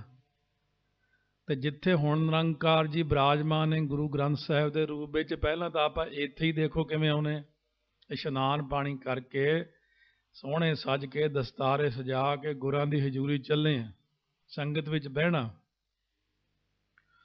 ਤਾਂ ਤੇ ਸਤਿਗੁਰੂ ਮਹਾਰਾਜ ਸੱਚੇ ਪਾਤਸ਼ਾਹ ਕਹਿੰਦੇ ਨੇ ਜਦੋਂ ਸਿੱਖੀ ਆਉਂਦੀ ਸਿਦਕ ਤੇ, ਉਦੋਂ ਫਿਰ ਮਨ ਡੋਲਣਾ ਸ਼ੁਰੂ ਹੋ ਜਾਂਦਾ। ਇੱਕ ਗੱਲ ਹੈ ਕਿ ਸਿੱਖੀ ਕਮਾਉਣੀ ਹੈ, ਹੁਣ ਇਹਦੇ 'ਚ ਸਾਰਾ ਕੁਝ ਛੱਡਣਾ ਪੈਣਾ। ਬਹੁਤ ਸਤਿਗੁਰੂ ਪਰਖਦੇ ਨੇ ਸਿੱਖੀ ਕੀ ਚੀਜ਼ ਹੈ। ਰੋਟੀ ਨਾ ਮਿਲੇ, ਕੱਪੜਾ ਨਾ ਮਿਲੇ, ਕੁਛ ਨਾ ਮਿਲੇ, ਸਿੱਖੀ ਆਪਣੇ ਥਾਂ ਕਾਇਮ ਹੈ ਬਸ। ਹਾਲੇ ਤਾਂ ਆਪਾਂ ਬਹੁਤ ਜ਼ਿਆਦਾ ਤਕੜੀ ਸਿੱਖੀ ਦੀ ਗੱਲ ਨਹੀਂ ਕੀਤੀ। ਜਦੋਂ ਸਿਰ ਤੇ ਆਰਾ ਚੱਲਿਆ, ਜਦੋਂ ਬੰਦ ਕੱਟਿਆ ਗਿਆ, ਉਹ ਤਾਂ ਤੁਹਾਨੂੰ ਕਿਹਾ ਹੀ ਨਹੀਂ ਕੁਛ, ਉਹ ਨਹੀਂ ਕਿਹਾ ਹੈ। ਸਿਰਫ ਇਸ ਗੱਲ ਤੇ, ਜੇ ਤਾਂ ਅੱਜ ਜ਼ਿਆਦਾ ਕੁਛ ਪੈਸੇ ਕਮਾਈ 'ਚ ਹੋ ਗਏ, ਚੰਗਾ ਕਰ ਮੰਨੇ। ਜੇ ਤਾਂ ਅੱਜ ਕੋਈ ਚੰਗਾ ਬਣ ਗਿਆ, $200-400 ਵੱਧ ਮਿਲਿਆ, ਫਿਰ ਤਾਂ ਗੁਣਗੁਣਾਉਣਾ ਆਉਂਦਾ। बहुत खुश है भी अज अज 4 पैसे वध मिले ने। जे कल नूं 4 पैसे घट गए फिर मूँह लटका के तुरिया आउंदा। भाव माया का प्रभाव साडे मन के उत्ते पैंदा। ये चीज़ नूं दूर करना, वो सहज अवस्था च आउणा कि माया घट आई कि वध आई, ਉਹਦੇ उत्ते ही सारा काम खड़ा साडा, उत्थे गृहस्थी बंदा खड़ा। पर सतगुरु महाराज सच्चे पातशाह कहते हैं ਜਿਹੜਾ सिख असल सिख की है, जित दिन विसरै पार ब्रह्म भाई तित दिन मरीऐ झूर। सिख वो ਜਿਹਦਾ ਜਿਹਦਾ ਨਿਤਨੇਮ घट होवे, अज भी सिमरन घट होया, अज मेरा अज दूजी बार मत्था नहीं टेक सकिया मैं, अज सेवा नहीं होई, अज मेरा नितनेम थोड़ा रह गया, ਉਹਨੂੰ ਉਦੋਂ ਦੁੱਖ ਲੱਗਦਾ। ਉਹਨੂੰ ਪੈਸਿਆਂ ਦਾ ਨਹੀਂ ਕੋਈ ਮਤਲਬ ਹੁੰਦਾ, ਕੋਈ ਪਦਾਰਥਾਂ ਦਾ ਮਤਲਬ ਨਹੀਂ ਹੁੰਦਾ, ਕਿਉਂਕਿ ਉਹਨੂੰ ਪਤਾ ਇਹ ਤੇ ਸਤਿਗੁਰ ਨੇ ਦੇ ਹੀ ਦੇਣੀ ਹੈ। ਮਾਇਆ ਘੱਟ ਵੱਧ ਹੁੰਦੀ, ਇਹਦਾ ਕੰਮ ਹੈ। ਹਮ ਡੋਲਤ ਬੇੜੀ ਪਾਪ ਭਰੀ ਪਵਣ ਲੱਗਾ ਮਤ ਜਾਈ। ਆ ਸਮੁੰਦਰ ਵਿੱਚ ਬੇੜੀਆਂ ਜਾਂਦੀਆਂ, ਕਿਤੇ ਮਾੜੀ ਜਿਹੀ ਛੱਲਾਂ ਜ਼ਿਆਦੇ ਆ ਜਾਣ। ਪਿੱਛੇ ਜੇ ਇੱਕ ਜਹਾਜ਼ ਫਸ ਗਿਆ ਸੀ, ਕਿੰਨਾ ਬੁਰਾ ਹਾਲ ਹੋਇਆ ਸੀ। ਜਦੋਂ ਸਾਡਾ ਮਨ ਇੱਧਰ ਨੂੰ ਮਾਇਆ ਵੱਲ ਨੂੰ ਜੁੜੇ ਹੋਏ, ਜਿਹੜੇ ਮਾਇਆ ਵੱਲ ਨੂੰ ਜੁੜਿਆ ਹੋਇਆ, ਉਦੋਂ ਜਦੋਂ ਮਾਇਆ ਦੇ ਨਾਲ ਜੁੜਦਾ ਸਰੀਰ, ਇਹ ਮਾਇਆ ਜਿਤ ਹਰ ਵਿਸਰੈ ਮੋਹ ਉਪਜੈ ਭਾਉ ਦੂਜਾ ਲਾਇਆ, ਉਦੋਂ ਮਨ ਡੋਲਦਾ। ਜਦੋਂ ਬੰਦਗੀ 'ਚ ਜੁੜਿਆ ਹੈ ਉਦੋਂ ਡੋਲਦਾ ਨਹੀਂ ਹੈ, ਕਿਉਂਕਿ ਉਹ ਸੱਚਾ ਨਾਮ ਧਨ ਹੈ। ਸਤਿਗੁਰੂ ਕਹਿੰਦੇ ਕਾਚਾ ਧਨ ਸੰਚ ਹੈ ਮੂਰਖ ਗਾਵਾਰ। ਕਾਰੂ ਪਾਤਸ਼ਾਹ ਕੱਚੇ ਧਨ ਨੂੰ ਇੱਕ ਲਿਮਟ ਹੈ ਵੀ ਇੱਥੇ ਤੱਕ ਜੋੜਨਾ ਹੈ। ਬੱਚੇ ਵਿਆਹ ਲਏ, ਸਾਰੇ ਪਾਸਿਓਂ ਫ੍ਰੀ ਹੋ ਗਏ, ਹੁਣ ਨਾਮ ਧਨ ਵੀ ਜੋੜੀਏ। ਮਹਾਰਾਜ ਕਹਿੰਦੇ ਕਾਚਾ ਧਨ ਸੰਚ ਹੈ ਮੂਰਖ ਗਾਵਾਰ, ਮਨਮੁਖ ਭੂਲੇ ਅੰਧ ਗਾਵਾਰ। ਵਿਖਿਆ ਕੈ ਧਨ ਸਦਾ ਦੁੱਖ ਹੋਏ, ਨਾ ਸਾਥ ਜਾਏ, ਨਾ ਅੱਗੇ ਜਾ ਕੇ ਫਿਰ ਨਾ ਪ੍ਰਾਪਤ ਹੋਏ। ਵੀ ਇੱਥੋਂ ਚਲੋ ਟਰੈਵਲ ਚੈੱਕ ਬਣਾ ਕੇ ਲੈ ਜਾਵਾਂਗੇ ਸੱਚਖੰਡ ਨੂੰ, ਉਹ ਵੀ ਨਹੀਂ ਜਾਣਾ। ਵੀ ਚੱਲ ਗਾਹਾਂ ਇਹ ਨਹੀਂ ਜਾਂਦਾ ਹੈ ਨਾਲ। ਕਾਚਾ ਧਨ ਤੇ ਵਿਖਿਆ ਕਾ ਧਨ, ਝੂਠ ਬੋਲ ਕੇ ਗਲਤ ਕੰਮ ਕਰਕੇ ਮਾਇਆ ਕਮਾ ਲੈਣੀ। ਆਪਾਂ ਮਾਇਆ ਦੇ ਰਾਹੀਂ ਵੀ ਸੱਚ ਤੱਕ ਪਹੁੰਚ ਸਕਦੇ ਹਾਂ। ਜੇ ਭਾਈ ਲਾਲੋ ਦੀ ਕਿਰਤ ਸੀ, ਉਹ ਭਾਈ ਲਾਲੋ ਦੀ ਸੱਚੀ ਸੁੱਚੀ ਕਿਰਤ ਕਰਕੇ ਹੀ ਗੁਰੂ ਨਾਨਕ ਸਾਹਿਬ ਦੇ ਘਰ 1 ਮਹੀਨਾ ਰਹੇ ਜਾ ਕੇ, ਤੇ ਮਲਕ ਭਾਗੋ ਦੇ ਖਾਧਾ ਨਹੀਂ, ਕੁਛ ਵੀ ਨਹੀਂ ਖਾਧਾ। ਸੱਚ ਦੀ ਕਮਾਈ ਨਾਲ ਹੀ ਅਨ ਦਿਨ ਸੁਖ ਕ੍ਰਿਤ ਕਰੀਐ, ਕਿਰਤ ਵਿਰਤ ਕਰ ਧਰਮ ਦੀ। ਮਹਾਰਾਜ ਸੱਚੇ ਪਾਤਸ਼ਾਹ ਕਹਿੰਦੇ ਨੇ ਤੁਸੀਂ ਕਿਰਤ ਨੂੰ ਐਸਾ ਸੱਚਾ ਤੇ ਸੁੱਚਾ ਬਣਾਓ। ਇਹ ਇਕੱਲਾ ਇਹ ਨਹੀਂ ਕਿ ਵਾਹਿਗੁਰੂ ਕਹਿ ਲਿਆ, ਮੈਂ ਬਾਣੀ ਬੜੀ ਪੜ੍ਹ ਲਈ, ਹੋਰ ਵੀ ਬੜਾ ਕੁਝ ਦੇਖਣਾ ਪੈਂਦਾ। ਪਲੇਟਫਾਰਮ ਬਣਾਉਣਾ ਪੈਂਦਾ ਉਹਦੇ ਲਈ। ਬਿਨ ਗੁਣ ਕੀਤੇ ਭਗਤ ਨਾ ਹੋਏ, ਸ਼ੁਭ ਗੁਣਾ ਤੋਂ ਬਿਨਾਂ ਭਗਤੀ ਨਹੀਂ ਹੁੰਦੀ। ਭਗਤੀ ਦੇ ਪਲੇਟਫਾਰਮ ਤੇ ਭਗਤੀ ਹੁੰਦੀ। ਹੁਣ ਕੋਈ ਬੰਦਾ ਕਹਿੰਦਾ ਆਪਾਂ ਹੀ 3 ਵਜੇ ਸਵੇਰੇ, ਇੱਕ ਬੰਦਾ ਹੈ ਹੁਣ ਮਿਲਿਆ ਸੀ, ਦੇਖੋ ਬੰਦਾ ਦੱਸਦਾ ਕਿੱਦਾਂ ਦਾ। 3 ਵਜੇ ਉੱਠਦੇ ਆ, 5 ਬਾਣੀਆਂ ਪੜ੍ਹੀ ਦੀਆਂ ਜੀ, ਰਹਿ ਰਾਸ ਦਾ ਫਿਰ ਟਾਈਮ ਨਹੀਂ ਲੱਗਦਾ। ਮੈਂ ਕਿਉਂ, ਸ਼ਾਮ ਨੂੰ ਪੀ ਦੀ ਵੀ ਆ। ਇਹ ਕਿਹੜੀ ਸਿੱਖੀ ਆ? ਉਦੋਂ ਪੀਣ ਲੱਗ ਜਾਂਦਾ। ਸੋ ਮਹਾਰਾਜ ਸੱਚੇ ਪਾਤਸ਼ਾਹ ਕਹਿੰਦੇ ਤੁਸੀਂ ਇਹ ਪਖੰਡ ਜਿਹਾ ਕਿਉਂ ਕਰਦੇ ਹੋ? ਕਲਯੁਗ 'ਚ ਹੈ ਪਖੰਡੀ ਸਿੱਖ, ਨਾਲੇ ਇੱਧਰ ਵੀ ਲੱਤ ਹੈ, ਨਾਲੇ ਉੱਧਰ ਵੀ ਲੱਤ ਰੱਖੀ ਹੋਈ ਹੈ। ਬਾਬਾ ਦੀਪ ਸਿੰਘ ਜੀ ਨੇ ਉਹ ਖੰਡੇ ਨਾਲ ਲਕੀਰ ਖਿੱਚੀ ਦਾ, ਇੱਧਰ ਆ ਜਾਓ ਜਾਂ ਉੱਧਰ ਰਹੋ। ਪਰਮਾਤਮਾ ਨੂੰ ਮਿਲਣਾ ਹੈ, ਕੋਈ ਖੇਡ ਨਹੀਂ ਗੀ। ਮਨੁੱਖਾ ਦੇਹੀ ਦੀ ਪ੍ਰਾਪਤੀ ਹੋਈ ਹੈ, ਕੋਲ ਹੀ ਹੈ ਸਾਰਾ ਕੁਛ। ਮੈਂ ਜੀ ਰੱਬ ਨੂੰ ਮਿਲਣਾ, ਰੱਬ ਦਿਖਾਓ। ਲੋਕੀ ਕਹਿੰਦੇ ਰੱਬ ਦਿਖਾਓ ਕਿੱਥੇ? ਜਿਨ੍ਹਾਂ ਅੱਖਾਂ ਨਾਲ ਤੂੰ ਦੁਨੀਆ ਨੂੰ ਦੇਖਦਾ, ਇਹਦੇ ਵਿੱਚ ਅੱਖਾਂ 'ਚ ਹੀ ਤਾਂ ਉਹ ਬੈਠਾ। ਜਿਸ ਸਰੀਰ ਨੂੰ ਆਪਾਂ ਕਹਿੰਦੇ ਕਿ ਤੁਰਿਆ ਫਿਰਦਾ ਇਹ ਸਰੀਰ ਆ ਮੇਰਿਆ, ਹਰ ਤੁਮ ਮੈਂ ਜੋਤ ਰੱਖੀ, ਤਾਂ ਤੂੰ ਜੱਗ ਮੈਂ ਆਇਆ, ਨਹੀਂ ਤਾਂ ਮਰਿਆ ਹੋਇਆ ਪੈਦਾ ਹੁੰਦਾ ਨਿਆਣਾ। ਜੋਤ ਰੱਖੀ ਤਾਂ ਜੱਗ 'ਚ ਆਇਆ, ਜੋਤ ਰੱਖੀ ਕਰਕੇ ਤਾਂ ਏਡਾ ਵੱਡਾ ਹੋ ਗਿਆ ਵੱਧ ਕੇ ਸਰੀਰ। ਜਬ ਲਗ ਜੋਤ ਕਾਇਆ ਮਹਿ ਵਰਤੈ, ਜਦੋਂ ਤੱਕ ਜੋਤ ਸਾਡੇ ਸਰੀਰ 'ਚ ਵਰਤ ਰਹੀ ਹੈ, ਆਪਾ ਪਸ਼ੂ ਨਾ ਬੂਝੈ, ਲਾਲਚ ਕਰੈ ਜੀਵਨ ਪਦ ਕਾਰਨ, ਲੋਚਨ ਕਛੂ ਨਾ ਸੂਝੈ। ਅੱਖਾਂ ਨਾਲ ਕੋਈ ਦਿਖਦਾ ਨਹੀਂ, ਫੇਰ ਵੀ ਜਿਉਣ ਦੀ ਕਹਿੰਦਾ ਤਮੰਨਾ ਹੈ। ਪਿੱਛੇ ਕਥਾ 'ਚ ਅਸੀਂ ਗੁਰੂ ਘਰ 'ਚ ਦੱਸਤਾ ਵੀ ਵਾਹਿਗੁਰੂ ਆਪਣੇ ਅੰਦਰ ਹੀ ਨੇ। 2-3 ਨਿੱਕੇ ਨਿੱਕੇ ਨਿਆਣੇ ਆਪਦੇ ਡੈਡੀ ਨਾਲ ਲੜ ਪਏ ਜਾ ਕੇ, ਕਹਿੰਦੇ ਤੁਸੀਂ ਸਾਨੂੰ ਅੱਜ ਤੱਕ ਇਹ ਦੱਸਿਆ ਹੀ ਨਹੀਂ ਹੈ ਵੀ ਰੱਬ ਅੰਦਰ ਹੀ ਬੈਠਾ। ਕਹਿੰਦੇ ਮੇਰੇ ਨਾਲ ਲੜੀ ਜਾਂਦੇ ਕੱਲ੍ਹ ਦੇ, ਕਹਿੰਦੇ ਹੁਣ ਉਹ ਗਿਆਨੀ ਜੀ ਨੇ ਸਟੇਜ 'ਤੇ ਦੱਸਿਆ ਵੀ ਰੱਬ ਅੰਦਰ ਹੈ, ਤੁਸੀਂ ਕਿਉਂ ਨਹੀਂ ਦੱਸਿਆ? ਉਹ ਅੱਗੇ ਪਤਾ ਕੀ ਕਹਿੰਦਾ, ਉਹ ਕਹਿੰਦਾ ਬਾਬਾ ਮੈਨੂੰ ਤਾਂ ਆਪ ਨਹੀਂ ਪਤਾ ਵੀ ਅੰਦਰ ਹੀ ਹੈ, ਤਾਂ ਉਹਨੇ ਖਹਿੜਾ ਛੁਡਾਇਆ। ਮੈਨੂੰ ਜਦੋਂ ਬਾਹਰੋਂ ਫੋਨ ਜਾਂਦੇ ਸੀ ਪਟਿਆਲੇ, 2004 ਤੋਂ ਮੈਂ ਸ਼ੁਰੂ ਹੋਇਆ ਬਾਹਰ ਨੂੰ, ਮਲੇਸ਼ੀਆ ਤੋਂ ਸ਼ੁਰੂਆਤ ਹੋਈ ਮੇਰੀ। ਮੈਨੂੰ ਲੋਕਾਂ ਦੇ ਫੋਨ ਆਉਂ, ਸਾਡੇ ਨਿਆਣੇ ਇਹੋ ਜਿਹੇ ਕੁਐਸਚਨ ਕਰਦੇ ਹੈਗੇ ਜੀ, ਸਾਨੂੰ ਜਵਾਬ ਹੀ ਨਹੀਂ ਆਉਂਦਾ ਅੱਗੇ। ਮੈਂ ਵੀ ਡਰਾਂ, ਮੈਂ ਵੀ ਗਿਆਨੀਆਂ ਤੂੰ ਕਿ ਬਾਹਰ ਜਾ ਕੇ ਫਸ ਹੀ ਨਾ ਜਾਈ, ਵੀ ਬਾਹਰਲੇ ਨਿਆਣੇ ਇਹੋ ਜਿਹੇ ਕੁਐਸਚਨ ਕਰਦੇ। ਮੈਂ ਵੀ ਡਰਦਾ ਡਰਦਾ ਕੈਨੇਡਾ ਜਦੋਂ ਗਿਆ, ਮੈਂ ਕਿਹਾ ਪਤਾ ਨਹੀਂ ਹੁਣ ਕਿਹੋ ਜਿਹੇ ਕੁਐਸਚਨ ਕਰਨਗੇ। ਉਹ ਨਿਆਣੇ ਕੁਐਸਚਨ ਕਰਦੇ ਨਾਰਮਲੀ ਸਿੱਖੀ ਬਾਰੇ ਹੀ। ਹੁਣ ਇਹ ਗਏ ਸੀ ਪਿੰਡਾਂ ਤੋਂ ਮਾਂ-ਬਾਪ, ਇਹ ਤਾਂ ਸੰਗਰਾਂਦ ਦੀ ਸਿੱਖ ਸੀ, ਸੰਗਰਾਂਦ ਤੇ ਗੁਰਦੁਆਰੇ ਗਏ, ਕੜਾਹ ਪ੍ਰਸ਼ਾਦ ਲਿਆ, ਆ ਗਏ, ਬਸ ਇਹ ਸਿੱਖ ਹੈ। ਨਾ ਕੋਈ ਜਪਜੀ ਸਾਹਿਬ, ਨਾ ਕੋਈ ਇਤਿਹਾਸ, ਨਾ ਕੋਈ ਗਿਆਨ, ਨਾ ਕਦੇ ਹੋਲੇ ਮਹੱਲੇ ਤੇ ਗਏ, ਨਾ ਕਦੇ ਵਿਸਾਖੀ ਤੇ ਦਮਦਮਾ ਸਾਹਿਬ ਗਏ, ਨਾ ਕਦੇ ਇਹ ਨਾ ਚਮਕੌਰ ਸਾਹਿਬ ਗਏ, ਨਾ ਕਦੇ ਸਾਹਿਬਜ਼ਾਦੇ ਛੋਟਿਆਂ ਦੇ ਜੋੜ ਮੇਲੇ ਦੇ। ਦੇਖਿਆ ਦੁਖਿਆ ਕੁਝ ਨਹੀਂ ਸੀਗਾ। ਉਹ ਮੈਂ ਕਿਹਾ ਇਹ ਨਿਆਣੇ ਤੁਹਾਨੂੰ ਇਹੋ ਜਿਹੇ ਕੁਐਸਚਨ ਤਾਂ ਕਰ, ਤੁਹਾਨੂੰ ਇਹਨਾਂ ਨੂੰ ਨੌਲੇਜ ਹੁਣ ਕੰਪਿਊਟਰਾਂ ਤੋਂ ਜ਼ਿਆਦਾ ਹੋ ਗਈ। ਕੰਪਿਊਟਰਾਂ 'ਤੇ ਇਹ ਇਤਿਹਾਸ ਸਾਰਾ ਪੜ੍ਹ ਲਿਆ ਇਹਨਾਂ ਨੇ, ਆਹ ਪੜ੍ਹੋ। ਹੁਣ ਉਹ ਜਦੋਂ ਕੁਐਸਚਨ ਕਰਦੇ ਮਾਂ-ਬਾਪ ਨੂੰ ਜਵਾਬ ਨਹੀਂ ਆਉਂਦੇ। ਬੱਚੇ ਸਾਡੇ ਜਿਹੜੇ ਆ ਉਹ ਹੁਣ ਅੱਗੇ ਨੇ। ਅੱਗੇ ਹੁੰਦਾ ਸੀ ਕੋਈ ਗੱਲ ਹੁੰਦੀ ਸੀ ਘਰੇ, ਕਹਿਣ ਤੇ ਡੈਡੀ ਨੂੰ ਆ ਲੈਣ ਦੇ ਤੇ ਦਾਦਾ ਆ ਜਾਵੇ, ਉਹਨੂੰ ਪੁੱਛ ਕੇ ਕਰਾਂਗੇ। ਹੁਣ ਮੇਰੇ ਵਰਗਾ ਮੋਬਾਈਲ ਹੱਥ 'ਚ ਫੜ ਕੇ ਬੈਠਾ, ਛੋਟੂ ਆ ਲਵੇ ਫਿਰ ਉਹਨੂੰ ਕਹਿਣਾ ਆ ਕਰੀ ਯਾਰ ਸੈੱਟ ਇਹਨੂੰ। ਹੁਣ ਛੋਟੂਆਂ ਦੀ ਵਾਰੀ ਆ, ਇਹਨਾਂ ਨੂੰ ਕੰਪਿਊਟਰ ਦਾ ਪਤਾ, ਸਾਨੂੰ ਪਤਾ ਹੀ ਨਹੀਂ ਹੁੰਦਾ ਕੀ ਆ। ਕੈਮਰੇ ਨੂੰ ਅਸੀਂ ਇਹਨਾਂ ਨੂੰ ਪੁੱਛਦੇ ਯਾਰ ਸੈੱਟ ਕਰੀ ਕੈਮਰਾ ਮਾੜਾ ਜਿਹਾ, ਕਿਉਂਕਿ ਨਿਆਣਿਆਂ ਨੂੰ ਜ਼ਿਆਦਾ ਨੌਲੇਜ ਆ ਹੁਣ। ਇਸ ਕਰਕੇ ਇਹ ਜਿਹੜੇ ਬੱਚੇ ਨੇ ਇਹਨਾਂ ਨੂੰ ਨੌਲੇਜ ਆ, ਇਹ ਸਿੱਖੀ 'ਚ ਅੱਗੇ ਵਧਣਾ ਚਾਹੁੰਦੇ, ਸਾਨੂੰ ਅਸੀਂ ਇਹਨਾਂ ਨੂੰ ਸਪੋਰਟ ਨਹੀਂ ਦੇ ਸਕੇ ਕਿਉਂਕਿ ਸਾਨੂੰ ਹੀ ਨਹੀਂ ਕੁਝ ਪਤਾ। ਇਸ ਕਰਕੇ ਸਤਿਗੁਰੂ ਮਹਾਰਾਜ ਨੇ ਆਪਾਂ ਨੂੰ ਇਹ ਦੇਹੀ ਬਖਸ਼ਿਸ਼ ਕੀਤੀ ਹੈ। ਇਹਦੇ ਵਿੱਚ ਜਿਹੜਾ ਮੁੱਖ ਕਾਰਜ ਹੈ ਸੱਚਖੰਡ ਲੈ ਕੇ ਜਾਣ ਲਈ, ਸਤਿਗੁਰੂ ਕਹਿੰਦੇ ਜਬ ਲਗ ਜੋਤ ਕਾਇਆ ਮਹਿ ਵਰਤੈ।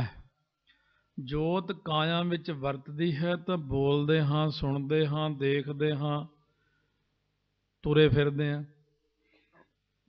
ਜਦੋਂ ਕਿਸੇ ਦੀ ਜੋਤ ਨਿਕਲ ਜਾਂਦੀ ਹੈ ਤਾਂ ਕਹਿੰਦੇ ਡੈਡ ਬਾਡੀ।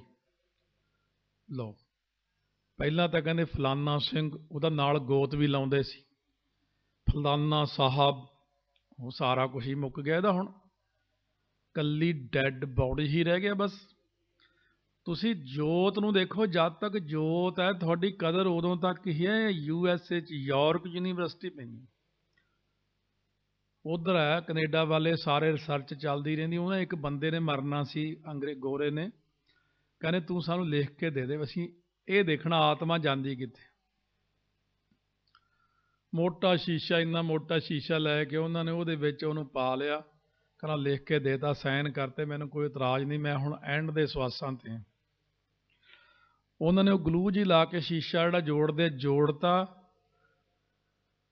ਤੇ ਜਦੋਂ ਉਹਦੀ ਆਤਮਾ ਨਿਕਲੀ, ਇੰਨਾ ਮੋਟਾ ਸ਼ੀਸ਼ਾ ਜਿਹਦੇ 'ਚ ਗੋਲੀ ਨਹੀਂ ਪਾਰ ਹੁੰਦੀ, ਕੜਕ ਕਰਕੇ ਟੁੱਟ ਕੇ ਆਤਮਾ ਚਲੀ ਗਈ।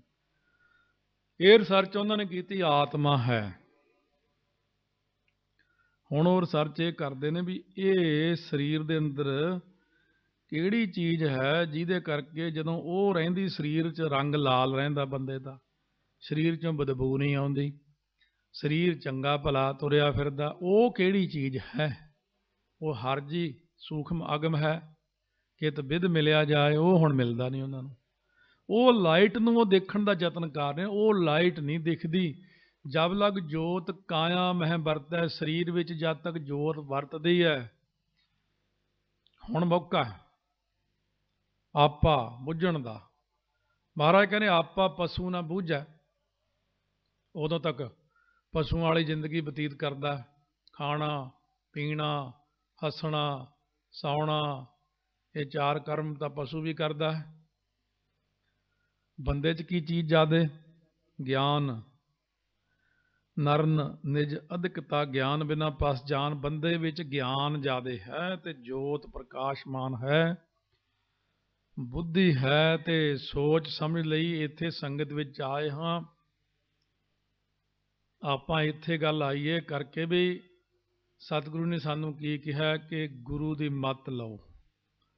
ਗੁਰ ਕੀ ਮੱਤ ਤੂੰ ਲੇਹ ਆਨੇ, ਭਗਤ ਬਿਨਾ ਬਹੁ ਡੂਬੇ ਸਿਆਣੇ।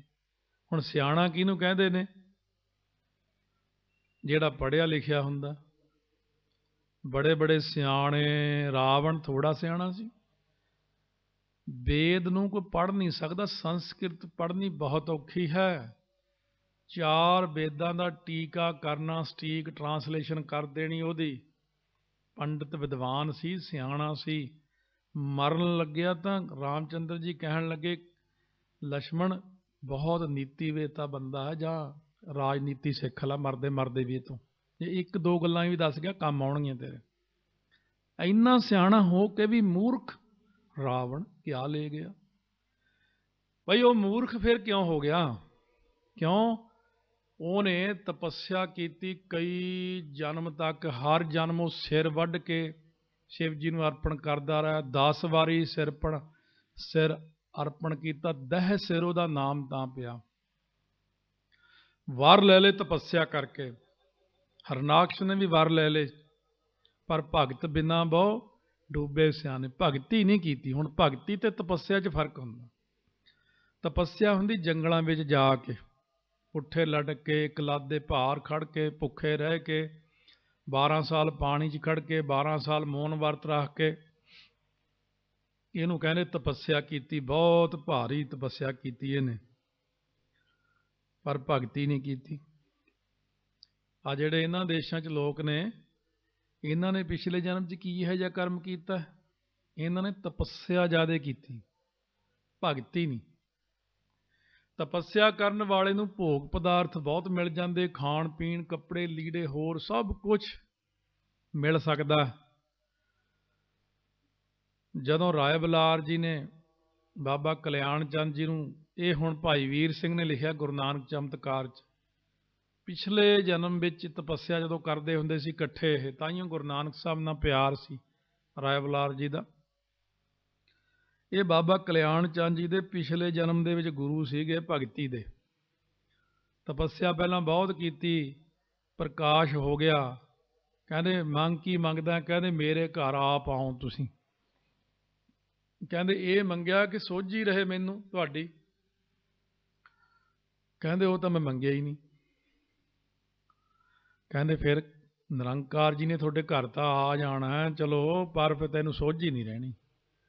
ਕਹਿੰਦੇ ਅੱਜ ਤੇਰੇ ਸੰਸਾਰ ਵਿੱਚੋਂ ਜਾਣ ਦੇ 13 ਦਿਨ ਬਾਕੀ ਨੇ। 13 ਦਿਨ ਪ੍ਰਮਾਤਮਾ ਦੀ ਭਗਤੀ ਕਰ ਲੈ। ਤੈਨੂੰ 13 ਦਿਨ ਅਖੀਰਲੇ ਜਦੋਂ ਹੋਣਗੇ, ਉਦੋਂ ਗਿਆਨ ਹੋਊ ਮੇਰੇ ਘਰ ਨਿਰੰਕਾਰ ਆਇਆ। ਭਗਤੀ ਤੇ ਤਪੱਸਿਆ, ਗੁਰੂ ਘਰ ਦੇ ਵਿੱਚ ਭਗਤੀ ਤੇ ਤਪੱਸਿਆ ਇਕੱਠੀਆਂ ਹੀ ਦੇ ਦਿੱਤੀਆਂ ਨੇ। ਗੁਰ ਸੇਵਾ ਤਪਾਂ ਸਿਰ ਤਪ ਸਾਰ। ਜਿਹੜੀ ਗੁਰੂ ਘਰ ਦੇ ਵਿੱਚ ਸੇਵਾ ਕਰਨੀ ਹੈ, ਇਹ ਵੱਡਾ ਤਪ ਹੈ, ਨਾਲ ਤਪਸਾਰ ਸ੍ਰੇਸ਼ਟ। ਲੰਗਰ ਪਕਾਉਣਾ, ਬਣਾਉਣਾ, ਵਰਤਾਉਣਾ, ਹੁਣ ਤਾਂ ਬੜੀਆਂ ਸਹੂਲਤਾਂ ਹੋ ਗਈਆਂ। ਆਟਾ ਗੁੰਨਣ ਵਾਲੀ ਮਸ਼ੀਨ ਵੀ ਆ ਗਈ, ਹੁਣ ਤਾਂ ਗੈਸ ਸਿਲੰਡਰ ਆ ਗਏ। ਹੁਣ ਪਹਿਲਾਂ ਹੁੰਦਾ ਸੀ ਸਿੱਖ ਲੋਹ ਦੇ ਮੂਹਰੇ ਜੇਠ ਹਾੜ ਦੀਆਂ ਧੁੱਪਾਂ 'ਚ ਬੈਠ ਕੇ ਉਹ ਜਦੋਂ ਛੀਟੀਆਂ ਲਾਉਂਦੇ ਸੀ, ਪੂਰਾ ਕੱਪੜੇ ਭਿੱਜ ਜਾਂਦੇ ਸੀ ਗਰਮੀ ਦੇ ਨਾਲ। ਨਾਲ ਚੌਪਈ ਸਾਹਿਬ ਦਾ ਪਾਠ, ਨਾਲ ਵਾਹਿਗੁਰੂ ਵਾਹਿਗੁਰੂ ਸਤਨਾਮ ਵਾਹਿਗੁਰੂ ਕਰਨਾ। ਇਹ ਦੋ ਚੀਜ਼ਾਂ ਨੂੰ ਮਹਾਰਾਜ ਨੇ ਇਕੱਤਰ ਕੀਤਾ ਇੱਕ ਥਾਂ ਦੇ ਉੱਤੇ, ਸੇਵਾ ਅਤੇ ਸਿਮਰਨ, ਇਹ ਦੋ ਇਕੱਠੇ ਕਰ। ਰਿਸ਼ੀ ਮੁਨੀ ਜਿਹੜੇ ਸੀ, ਸਿੱਧ ਲੋਕ ਸੀ, ਇਹ ਜੰਗਲਾਂ ਵਿੱਚ ਜਾ ਕੇ ਸਮਾਧੀਆਂ ਲਾ ਕੇ ਬੈਠੇ ਰਹਿੰਦੇ ਸੀ, ਸਵਾਸ ਉੱਪਰ ਚੜ੍ਹਾ ਕੇ ਬੈਠੇ ਰਹਿਣਾ। ਪਰ ਉਹਨਾਂ ਨੂੰ ਸੰਗਤ ਨਾ ਮਿਲੀ, ਉਹਨਾਂ ਨੂੰ ਸੇਵਾ ਨਾ ਮਿਲੀ, ਉਹਨਾਂ ਨੂੰ ਪੂਰਨ ਗੁਰੂ ਨਾ ਮਿਲਿਆ। ਪਰ ਮਿਲਿਆ ਕਦੋਂ? ਸਤਿਗੁਰੂ ਨਾਨਕ ਪ੍ਰਗਟਿਆ। ਜਦੋਂ ਗੁਰੂ ਨਾਨਕ ਸਾਹਿਬ ਪ੍ਰਗਟੇ, ਗੁਰੂ ਨਾਨਕ ਸਾਹਿਬ ਨੇ 4 ਉਦਾਸੀਆਂ ਕੀਤੀਆਂ। 4 ਉਦਾਸੀਆਂ 'ਚ ਅਲੱਗ-ਅਲੱਗ ਧਰਮਾਂ ਨੂੰ ਉਪਦੇਸ਼ ਦਿੱਤਾ ਜਾ ਕੇ। ਗੁਰੂ ਨਾਨਕ ਸਾਹਿਬ ਨੇ ਸਾਰਿਆਂ ਨੂੰ ਸਿੱਧੇ ਮਾਰਗ ਤੇ ਪਾਇਆ। ਭਗਤੀ ਦੇ ਮਾਰਗ ਉੱਤੇ ਚੱਲਣਾ ਬਹੁਤ ਜ਼ਰੂਰੀ ਹੈ। ਭਗਤੀ ਹੀ ਸਾਰਿਆਂ ਨਾਲੋਂ ਸ਼੍ਰੋਮਣੀ ਹੈ। 10ਵੇਂ ਪਾਤਸ਼ਾਹ ਦੀ ਇਹ ਗੱਲ ਹੀ ਨਹੀਂ ਕਰਦੇ ਬਈ। ਪਹਿਲਾਂ ਉਹਨਾਂ ਨੇ ਕੀ ਕੀਤਾ ਹੈ? ਉਹਨਾਂ ਨੇ ਵੀ 604 ਜਿਹੜੇ ਯੁੱਗ ਨੇ, 4 ਯੁੱਗ ਤੱਕ ਸ੍ਰੀ ਹੇਮਕੁੰਡ ਸਾਹਿਬ ਦੀ ਉੱਪਰਲੀ ਗੁਫਾ ਜਿੱਥੇ ਕੋਈ ਜਾ ਨਹੀਂ ਸਕਦਾ, ਕੋਈ ਜਾਂਦਾ। ਬਾਬਾ ਸੂਰਤਾ ਸਿੰਘ, ਹੌਲਦਾਰ ਮੋਦਨ ਸਿੰਘ ਵਰਗੇ ਗਏ। 84 ਦੇ ਦੰਗਿਆਂ 'ਚ ਬਾਬਾ ਸੂਰਤਾ ਸਿੰਘ ਜੀ ਰਿਸ਼ੀਕੇਸ਼ ਲੜਦੇ ਲੜਦੇ ਚੜ੍ਹਾਈ ਕਰ ਗਏ ਸੀ। ਉਹਨਾਂ ਨਾਲ ਸਾਡੀ ਮੁਲਾਕਾਤ 1976 ਤੇ 77 'ਚ 2 ਵਾਰੀ ਹੋਈ। ਨਾਲ ਸੀ ਬਾਬਾ ਜਰਨੈਲ ਸਿੰਘ ਜੀ ਖਾਲਸਾ, ਉਦੋਂ ਵਿਦਿਆਰਥੀ ਸੀਗੇ ਉਹ। ਉਦੋਂ ਅਸੀਂ ਦਰਸ਼ਨਾਂ ਨੂੰ ਗਏ ਸੀ। ਚਿਹਰਾ ਲਾਲ ਸੁਰਖ ਕੋਲ ਬਹਿ ਕੇ ਅਸੀਂ ਉਹਨਾਂ ਨੂੰ ਸਾਰਾ ਪੁੱਛਿਆ ਵੀ ਉਹ ਥਾਂ ਕਿਵੇਂ ਲੱਭਿਆ, ਕਿਵੇਂ। ਉਹ ਕਹਿੰਦੇ ਪਹਿਲੀ ਵਾਰ ਜਦੋਂ ਗਿਆ ਦਾਸ, ਛੋਲੇ ਕਾਫੀ ਭੁੰਨੇ ਹੋਏ ਤੇ ਗੁੜ ਲੈ ਗਏ ਸੀ ਨਾਲ, ਰੋਟੀ ਤਾਂ ਮਿਲਦੀ ਨਹੀਂ। ਜੰਗਲਾਂ ਦੀਆਂ ਲੱਕੜਾਂ ਨੂੰ ਕੱਟ ਕੇ ਰਸਤਾ ਬਣਾਇਆ ਪਹਿਲਾਂ। ਉੱਥੇ ਜਦੋਂ ਗਏ ਕਹਿੰਦੇ ਮੈਂ ਉਹ ਗੁਫਾ ਲੱਭ ਲਈ। ਜੋ ਗੁਫਾ ਲੱਭੀ ਉਹਦੇ ਵਿੱਚ ਇੱਕ ਸ਼ਿਲਾ ਹੈ, ਉਹਦੇ ਪਿੱਛੋਂ ਪਾਣੀ ਜਾਂਦਾ, ਪਿੱਛੇ ਨਾਲ ਥੋੜ੍ਹਾ ਜਿਹਾ ਪਾਣੀ ਪੀਣ ਨੂੰ, ਇਸ਼ਨਾਨ ਨੂੰ, ਉੱਥੇ ਹੀ ਸੀ ਉਹ ਸਾਰਾ ਕੁਝ। ਕਹਿੰਦੇ ਮੇਰੇ ਮਨ 'ਚ ਬੜਾ ਚਾਅ ਆਇਆ ਕਿ ਪਾਤਸ਼ਾਹ ਇੱਥੇ ਬੈਠੇ ਹੋਣੇ। ਬੰਦਗੀ ਵਾਲਿਆਂ ਤੇ ਕਿਰਪਾ ਹੁੰਦੀ, ਸਾਰਿਆਂ ਤੇ ਨਹੀਂ ਹੁੰਦੀ ਇਹ।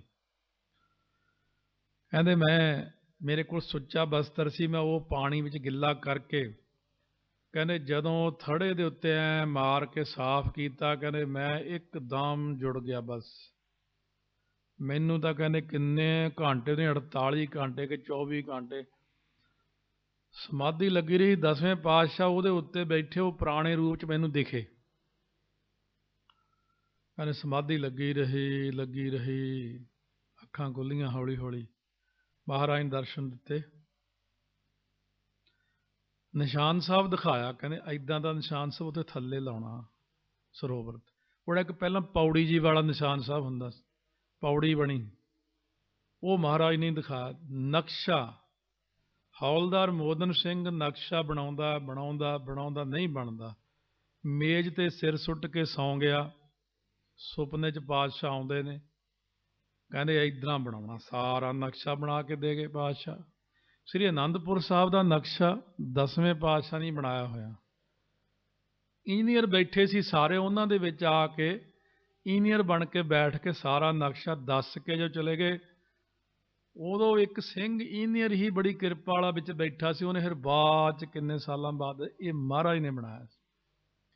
ਪਾਤਸ਼ਾਹ ਆਪਣੇ ਕੰਮ ਆਪ ਕਰਦੇ ਨੇ, ਉਹ ਬਚਨ ਸਤ ਕਰਦੇ ਨੇ ਕਿ ਸੰਤਾ ਕੇ ਕਾਰਜ ਆਪ ਖਲੋਇਆ, ਹਰ ਕੰਮ ਕਰਾਵਣ ਆਇਆ ਰਾਮ।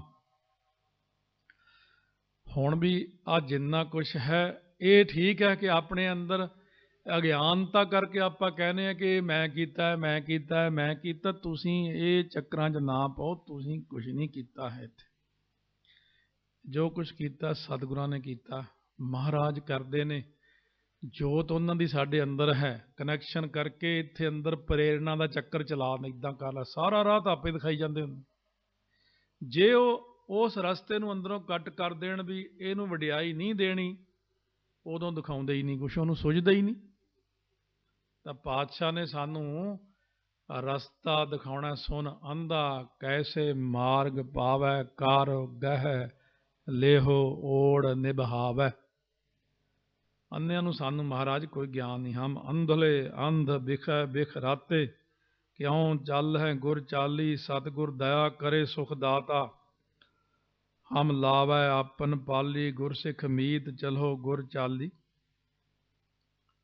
ਗੁਰਬਾਣੀ ਨੂੰ ਜੇ ਅਰਥ ਸਮਝਣੇ ਤਾਂ ਹੌਲੀ ਪੜ੍ਹ ਲਓ, ਕਿਉਂਕਿ ਇਹ ਇੱਕ ਨਾ ਪਹਿਲਾਂ ਹੁੰਦੀ ਸੀਗੀ, ਜਿਹੜੇ ਆਹ ਆਫੀਸਰਾਂ ਦੇ ਸਟੈਨੋ ਲੱਗਦੇ ਸੀ, ਉਹਨਾਂ ਦੀ ਇੱਕ ਛੋਟੀ ਜਿਹੀ ਬੁੱਕ ਲਿਖੀ ਲਈ ਹੁੰਦੀ ਕੋਲੇ, ਤੇ ਉਹ ਪੈਨਸਲ ਨਾਲ ਫਟਾਫਟ ਲਿਖ ਜਾਂਦੇ ਸੀਗੇ, ਕੋਡ ਵਰਡ ਜੇ ਹੁੰਦੇ ਨੇ, ਉਹ ਸਟੈਨੋ ਬਣਦੇ ਨੇ। ਉਹ ਇੱਕ ਅੱਖਰ 'ਚ ਹੀ ਕਈ ਕੁਛ ਆ ਜਾਂਦਾ ਸੀ, ਭਾਸ਼ਾ ਐਸੀ। ਅੱਜ ਜਦ ਅਸੀਂ ਕਥਾ ਸਿੱਖਦੇ ਸੀ, ਐ ਸਾਹਮਣੇ ਚਾਦਰ ਵਿਛਾ ਕੇ ਪੋਥੀਆਂ ਰੱਖ ਕੇ ਮਹਾਂਪੁਰਖਾਂ ਤਾਬਿਆ ਬਹਿ ਕਥਾ ਕਰਨੀ। ਹੁਣ ਇੰਨੀ ਕਥਾ ਉਹ ਕਰਦੇ, ਅਸੀਂ ਲਿਖਣੀ ਬੜੀ ਔਖੀ। ਅਸੀਂ ਸ਼ੁਰੂ ਪਹਿਲੇ ਪੇਜ ਤੇ ਕੋਡ ਵਰਡ ਬਣਾਤੇ। ਕਿੱਦਾਂ? ਜਿਵੇਂ ਉਹਨਾਂ ਨੇ ਕਿਹਾ ਕਾਮ ਕ੍ਰੋਧ ਲੋਭ ਮੋਹ ਹੰਕਾਰ, ਮੈਂ 5 ਲਿਖ ਕੇ ਉੱਤੇ ਇੱਕ ਲਾਂ ਲਾ ਦੇਣੀ, ਪੰਜੇ, ਬਸ ਫਟਾਫਟ 5 ਦੇ ਉੱਤੇ ਲਾਂ ਮਾਰ ਦੇਣੀ। ਪਰਮੇਸ਼ਰ ਬੋਲਿਆ ਤਾਂ ਗੋਲ ਦਾਇਰਾ, ਜੇ ਉਹਨਾਂ ਨੇ ਬੋਲਿਆ ਸਤਿਗੁਰ ਤਾਂ ਗੋਲ ਦਾਇਰੇ 'ਚ ਬਿੰਦੀ, ਜੇ ਉਹਨਾਂ ਨੇ ਬੋਲਿਆ ਬ੍ਰਹਮ ਗਿਆਨੀ ਤਾਂ ਗੋਲ ਦਾਇਰੇ 'ਚ ਗੋਲ ਦਾਇਰਾ ਛੋਟਾ ਇੱਕ ਹੋਰ। ਇੱਦਾਂ ਦੇ ਕੋਡ ਵਰਡ ਬਣਾ ਲਏ ਵੀ ਕਥਾ ਲਿਖਣੀ ਸਾਡੇ ਲਈ ਬਹੁਤ ਸੌਖੀ, ਫਟਾਫਟ ਲਿਖੀ ਜਾਣੀ, ਤੇ ਮੈਨੂੰ ਸਮਝ ਹਾਂ ਵੀ ਮੈਂ ਚੀਜ਼ ਲਿਖੀ ਹੈ। ਗੁਰਬਾਣੀ ਦੇ ਅੰਦਰ ਐਸੇ ਮਹਾਰਾਜ ਨੇ ਬਚਨ ਕੀਤੇ, ਕਿਸੇ ਮਹਾਤਮਾ ਨਿਰਮਲੇ ਸੰਤਾਂ ਨੇ, कहने जैसे केले के पात पात में पात है, तैसे गुरु नानक की बात बात में बात है। केला कदे तुसीं देखिया होना, ਇੱਥੇ ਵੀ ਕਈ ਥਾਈਂ ਬਾਗ ਹੈ ਕੇਲਿਆਂ ਦੇ, ਉਹਦੇ ਪੱਤਾ ਇੱਕ ਲਾਹੋ, ਦੂਜਾ ਲਾਹੋ, ਤੇ ਉਹ ਪੱਤਾ ਨਿਕਲਦੇ ਆਉਂਦੇ ਨੇ, ਨਿਕਲਦੇ ਹੀ ਆਉਂਦੇ ਪੱਤੇ। ਤੇ जैसे केले के पात पात में पात है, तैसे गुरु नानक की बात बात में बात है। ਅਸੀਂ ਇੱਕ ਅਰਥ ਕਰਦੇ, ਹੁਣ ਗੁਰਬਾਣੀ ਹੈ, ਗੁਰਬਾਣੀ ਦੀ ਕਥਾ ਜਿਹੜੀ ਆਪਾਂ ਕਰਦੇ ਹਾਂ, ਗੁਰਬਾਣੀ ਪੜ੍ਹਦੇ ਹਾਂ, ਗੁਰਬਾਣੀ ਦੀ ਕਥਾ ਛੋਟਾ ਜਿਹਾ ਬੱਚਾ ਵੀ ਸਮਝ ਸਕਦਾ, ਉਹਨੂੰ ਉਹਦੇ ਢੰਗ ਨਾਲ ਉਹਦੀ ਸਮਝ ਆ ਜਾਣੀ ਆ। ਉਸ ਤੋਂ ਉੱਪਰਲੀ ਅਵਸਥਾ ਵਾਲਾ ਵੀ ਸਮਝ ਸਕਦਾ। ਕਹਿਣ ਤੋਂ ਭਾਵ ਇੱਥੇ ਨਰਸਰੀ ਤੋਂ ਲੈ ਕੇ PhD ਤੋਂ ਉੱਤੇ ਤੱਕ ਦੀ ਅਵਸਥਾ ਵਾਲਾ ਸਾਂਝਾ ਹੀ ਬੈਠ ਜੇ ਤਾਂ ਉਹ ਗੁਰਬਾਣੀ ਨੂੰ ਸਮਝ ਸਕਦਾ। ਸਧਾਰਨ ਵਿਅਕਤੀ ਨੇ ਹੁਕਮਨਾਮਾ ਸੁਣਿਆ, ਗੁਰ ਪੂਰਾ ਭੇਟਿਓ ਵਡਭਾਗੀ, ਮਨਹਿ ਭਇਆ ਪ੍ਰਗਾਸਾ। ਹੁਣ ਸਧਾਰਨ ਵਿਅਕਤੀ ਕਹਿੰਦਾ ਜਦੋਂ ਪੂਰੇ ਗੁਰੂ ਮਿਲੇ ਤਾਂ ਮੈਨੂੰ ਗਿਆਨ ਹੋ ਗਿਆ ਹੁਕਮਨਾਮੇ ਰਾਹੀਂ, ਪਰ ਉਹਨੇ ਸਰੀਰ ਕਰਕੇ ਸੋਚਿਆ। ਇੱਕ ਅੰਤਰੀਵ ਗਿਆਨਵਾਨ ਬੈਠਾ, ਗੁਰ ਪੂਰਾ ਜਦੋਂ ਅੰਦਰੋਂ ਭੇਟਿਆ, ਜਦੋਂ ਅੰਦਰੋਂ ਮਿਲਿਆ, ਵਡਭਾਗੀ ਮਨਹਿ ਭਇਆ ਪ੍ਰਗਾਸਾ, ਉਹਦੇ ਅੰਦਰ ਸੱਚਮੁੱਚ ਪ੍ਰਕਾਸ਼ ਹੋ ਗਿਆ। ਆਪਾਂ ਜਿੱਥੇ ਕਿਦੀ ਅਵਸਥਾ ਦੀ ਗੱਲ ਕਰਦੇ ਹਾਂ, ਗੁਰਬਾਣੀ ਦੀ ਅਵਸਥਾ ਉਸੇ ਪ੍ਰਕਾਰ ਆਪਾਂ ਨੂੰ ਬਖਸ਼ਿਸ਼ ਕਰਦੀ, ਸੋਝੀ ਪਾ ਦਿੰਦੀ। ਕਈ ਮਹਾਤਮਾ ਦੀ ਕਥਾ ਹੈ, ਜਿਵੇਂ ਸਿੱਖ ਚੈਨਲ ਵਾਲਿਆਂ ਨੇ UK 'ਚ ਮੈਨੂੰ ਕੁਐਸਚਨ ਕੀਤਾ, ਕਹਿੰਦੇ ਪਹਿਲਾਂ ਵੀ ਕਥਾ ਭਰੀ ਸੀ ਬਾਬਾ ਗੁਰਬਚਨ ਸਿੰਘ ਜੀ ਖਾਲਸਾ ਨੇ, ਫਿਰ ਤੁਸੀਂ ਵੀ ਭਰੀ ਹੈ, ਚਲੋ ਵਧੀਆ ਗੱਲ, ਉਹਦੇ 'ਚ ਤੇ ਇਹਦੇ 'ਚ ਕੀ ਫਰਕ ਹੈ? ਮੈਂ ਉਹ ਕਥਾ ਬਹੁਤ ਉੱਚੀ ਅਵਸਥਾ ਵਾਲਿਆਂ ਲਈ ਤੇ ਵਿਦਵਾਨਾਂ ਵਾਸਤੇ ਹੈ, ਮੈਂ ਭਰੀ ਨਿਆਣਿਆਂ ਲਈ, ਬੱਚੇ ਪਿੰਡਾਂ ਵਿੱਚ ਵੀ, ਅਨਪੜ੍ਹ ਤੋਂ ਅਨਪੜ੍ਹ ਵੀ ਬੰਦਾ ਜਿਹਨੂੰ ਨਾਮ ਹੀ ਸਮਝ ਲੱਗੇ, ਐਸੇ ਢੰਗ ਨਾਲ ਕਥਾ ਭਰੀ ਹੈ ਕਿ ਸਾਰੀ ਕੌਮ ਨੂੰ ਸਮਝ ਲੱਗੇ, ਦੇਸੀ ਬਚਨ ਕਰਕੇ, ਬਿਲਕੁਲ ਹੀ ਸਾਦੇ ਜੇ ਪਿੰਡਾਂ ਵਾਲੀਆਂ ਉਦਾਹਰਨਾਂ ਦੇ ਕੇ, ਤਾਂ ਕਿ ਸਮਝ ਲੱਗੇ। ਤਾਂ ਤੇ ਹੁਣ ਜਿਵੇਂ ਆਪਾਂ ਨੇ ਕਥਾ ਭਰੀ ਆਤਮਿਕ ਗਿਆਨ, ਅੱਜ ਵੀ ਸਿੰਘ ਕਹਿੰਦੇ ਸੀ ਬਈ ਉਹ ਹੋਰ ਥੋੜ੍ਹੀ ਸੌਖੀ ਨਹੀਂ ਕਰਦੇ, ਮੈਂ ਕਿਹਾ ਉਸ ਤੋਂ ਹੁਣ ਮੈਂ ਥੱਲੇ ਨਹੀਂ ਜਾ ਸਕਦਾ, ਇੰਨੀ ਸੌਖੀ ਭਰੀ ਹੋਈ ਆ ਉਹ, ਜੇ ਆਪਣੀ ਬੋਲੀ 'ਚ ਅਸੀਂ ਚੱਲ ਪਈਏ ਫਿਰ ਤੁਸੀਂ ਉਹਨੂੰ ਬੰਦ ਹੀ ਕਰ ਦੋਗੇ, ਸੁਣੋਗੇ ਹੀ ਨਹੀਂ। ਐਡੇ ਐਡੇ ਮਹਿੰਗੇ ਅੱਖਰ ਪਏ ਨੇ। ਇੰਗਲਿਸ਼ 2 ਪ੍ਰਕਾਰ ਦੀ ਤੁਸੀਂ ਜਾਣਦੇ, ਬੱਚਿਆਂ ਵਾਲੀ ਹੋਰ ਹੁੰਦੀ ਤੇ ਹਾਈ ਕਲਾਸ ਇੰਗਲਿਸ਼ ਦੇ ਅੱਖਰ, ਚੀਜ਼ ਉਹੀ ਹੁੰਦੀ ਆ, ਉਹ ਜ਼ਿਆਦਾ ਔਖੀ ਹੁੰਦੀ। 8ਵੀਂ ਵਾਲਿਆਂ ਦੀ ਇੰਗਲਿਸ਼ ਹੋਰ ਹੈ, 10ਵੀਂ ਦੀ ਹੋਰ ਹੈ, MA ਵਾਲਿਆਂ ਦੀ ਹੋਰ ਹੈ। ਇਸੇ ਪ੍ਰਕਾਰ ਉਹ ਅੱਖਰ ਵੱਡੇ ਹੁੰਦੇ ਜਾਂਦੇ ਤੇ ਮਹਿੰਗੇ ਭਾਵ ਔਖੇ ਅੱਖਰ ਹੋ ਜਾਂਦੇ ਨੇ।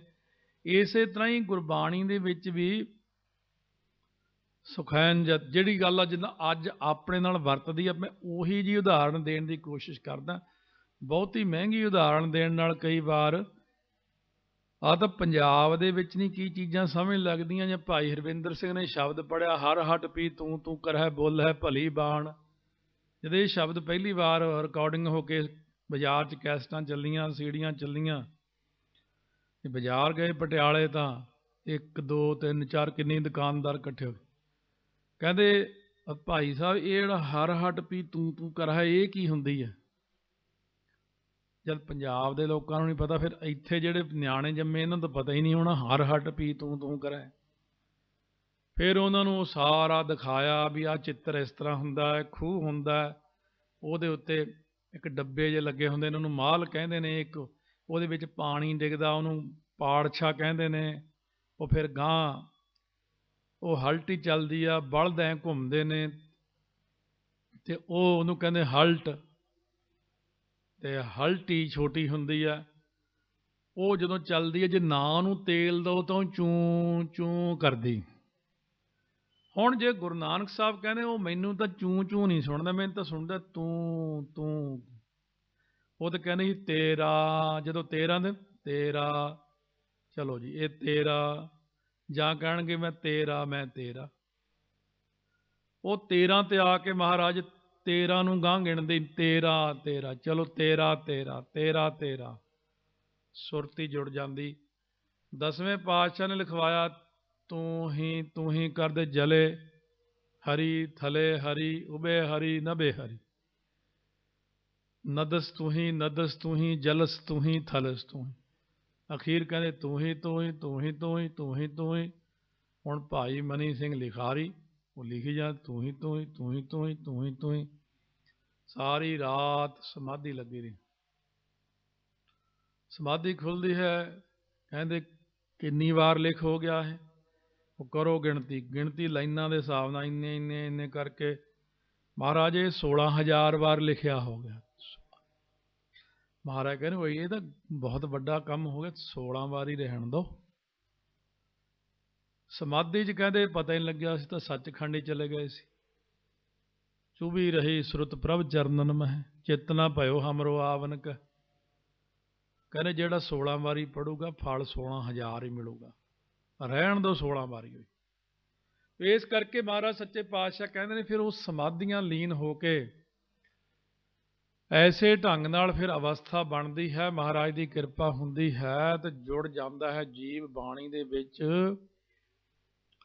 ਸਤਿਗੁਰੂ ਕਿਰਪਾ ਕਰਦੇ ਨੇ, ਬਾਣੀ ਦੇ ਵਿੱਚ ਸ਼ਬਦ ਨੇ ਜਦੋਂ ਆਪਣੇ ਅੰਦਰ ਵਸਣਾ ਤੇ ਅਭਿਆਸ ਰਾਹੀਂ ਸ਼ਬਦ ਵਸਦਾ।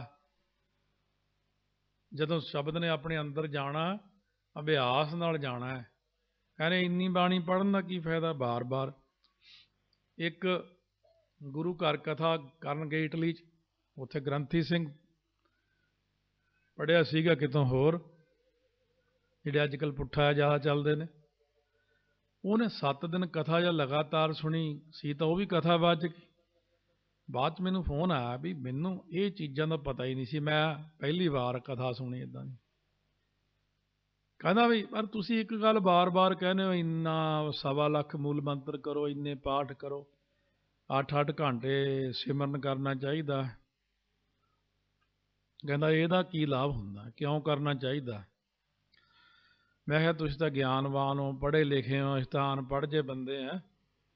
ਤੁਸੀਂ ਇੱਦਾਂ ਕਰੋ, ਇੱਕ ਵਾਰੀ ਵਾਹਿਗੁਰੂ ਕਹਿ ਕੇ ਆਪਣੇ ਹਿਰਦੇ 'ਚ ਵਸਾ ਲਓ, ਮੈਂ ਤੁਹਾਨੂੰ ਕਹਿੰਦਾ ਹੀ ਨਹੀਂ ਅੱਗੇ ਕਹੋ।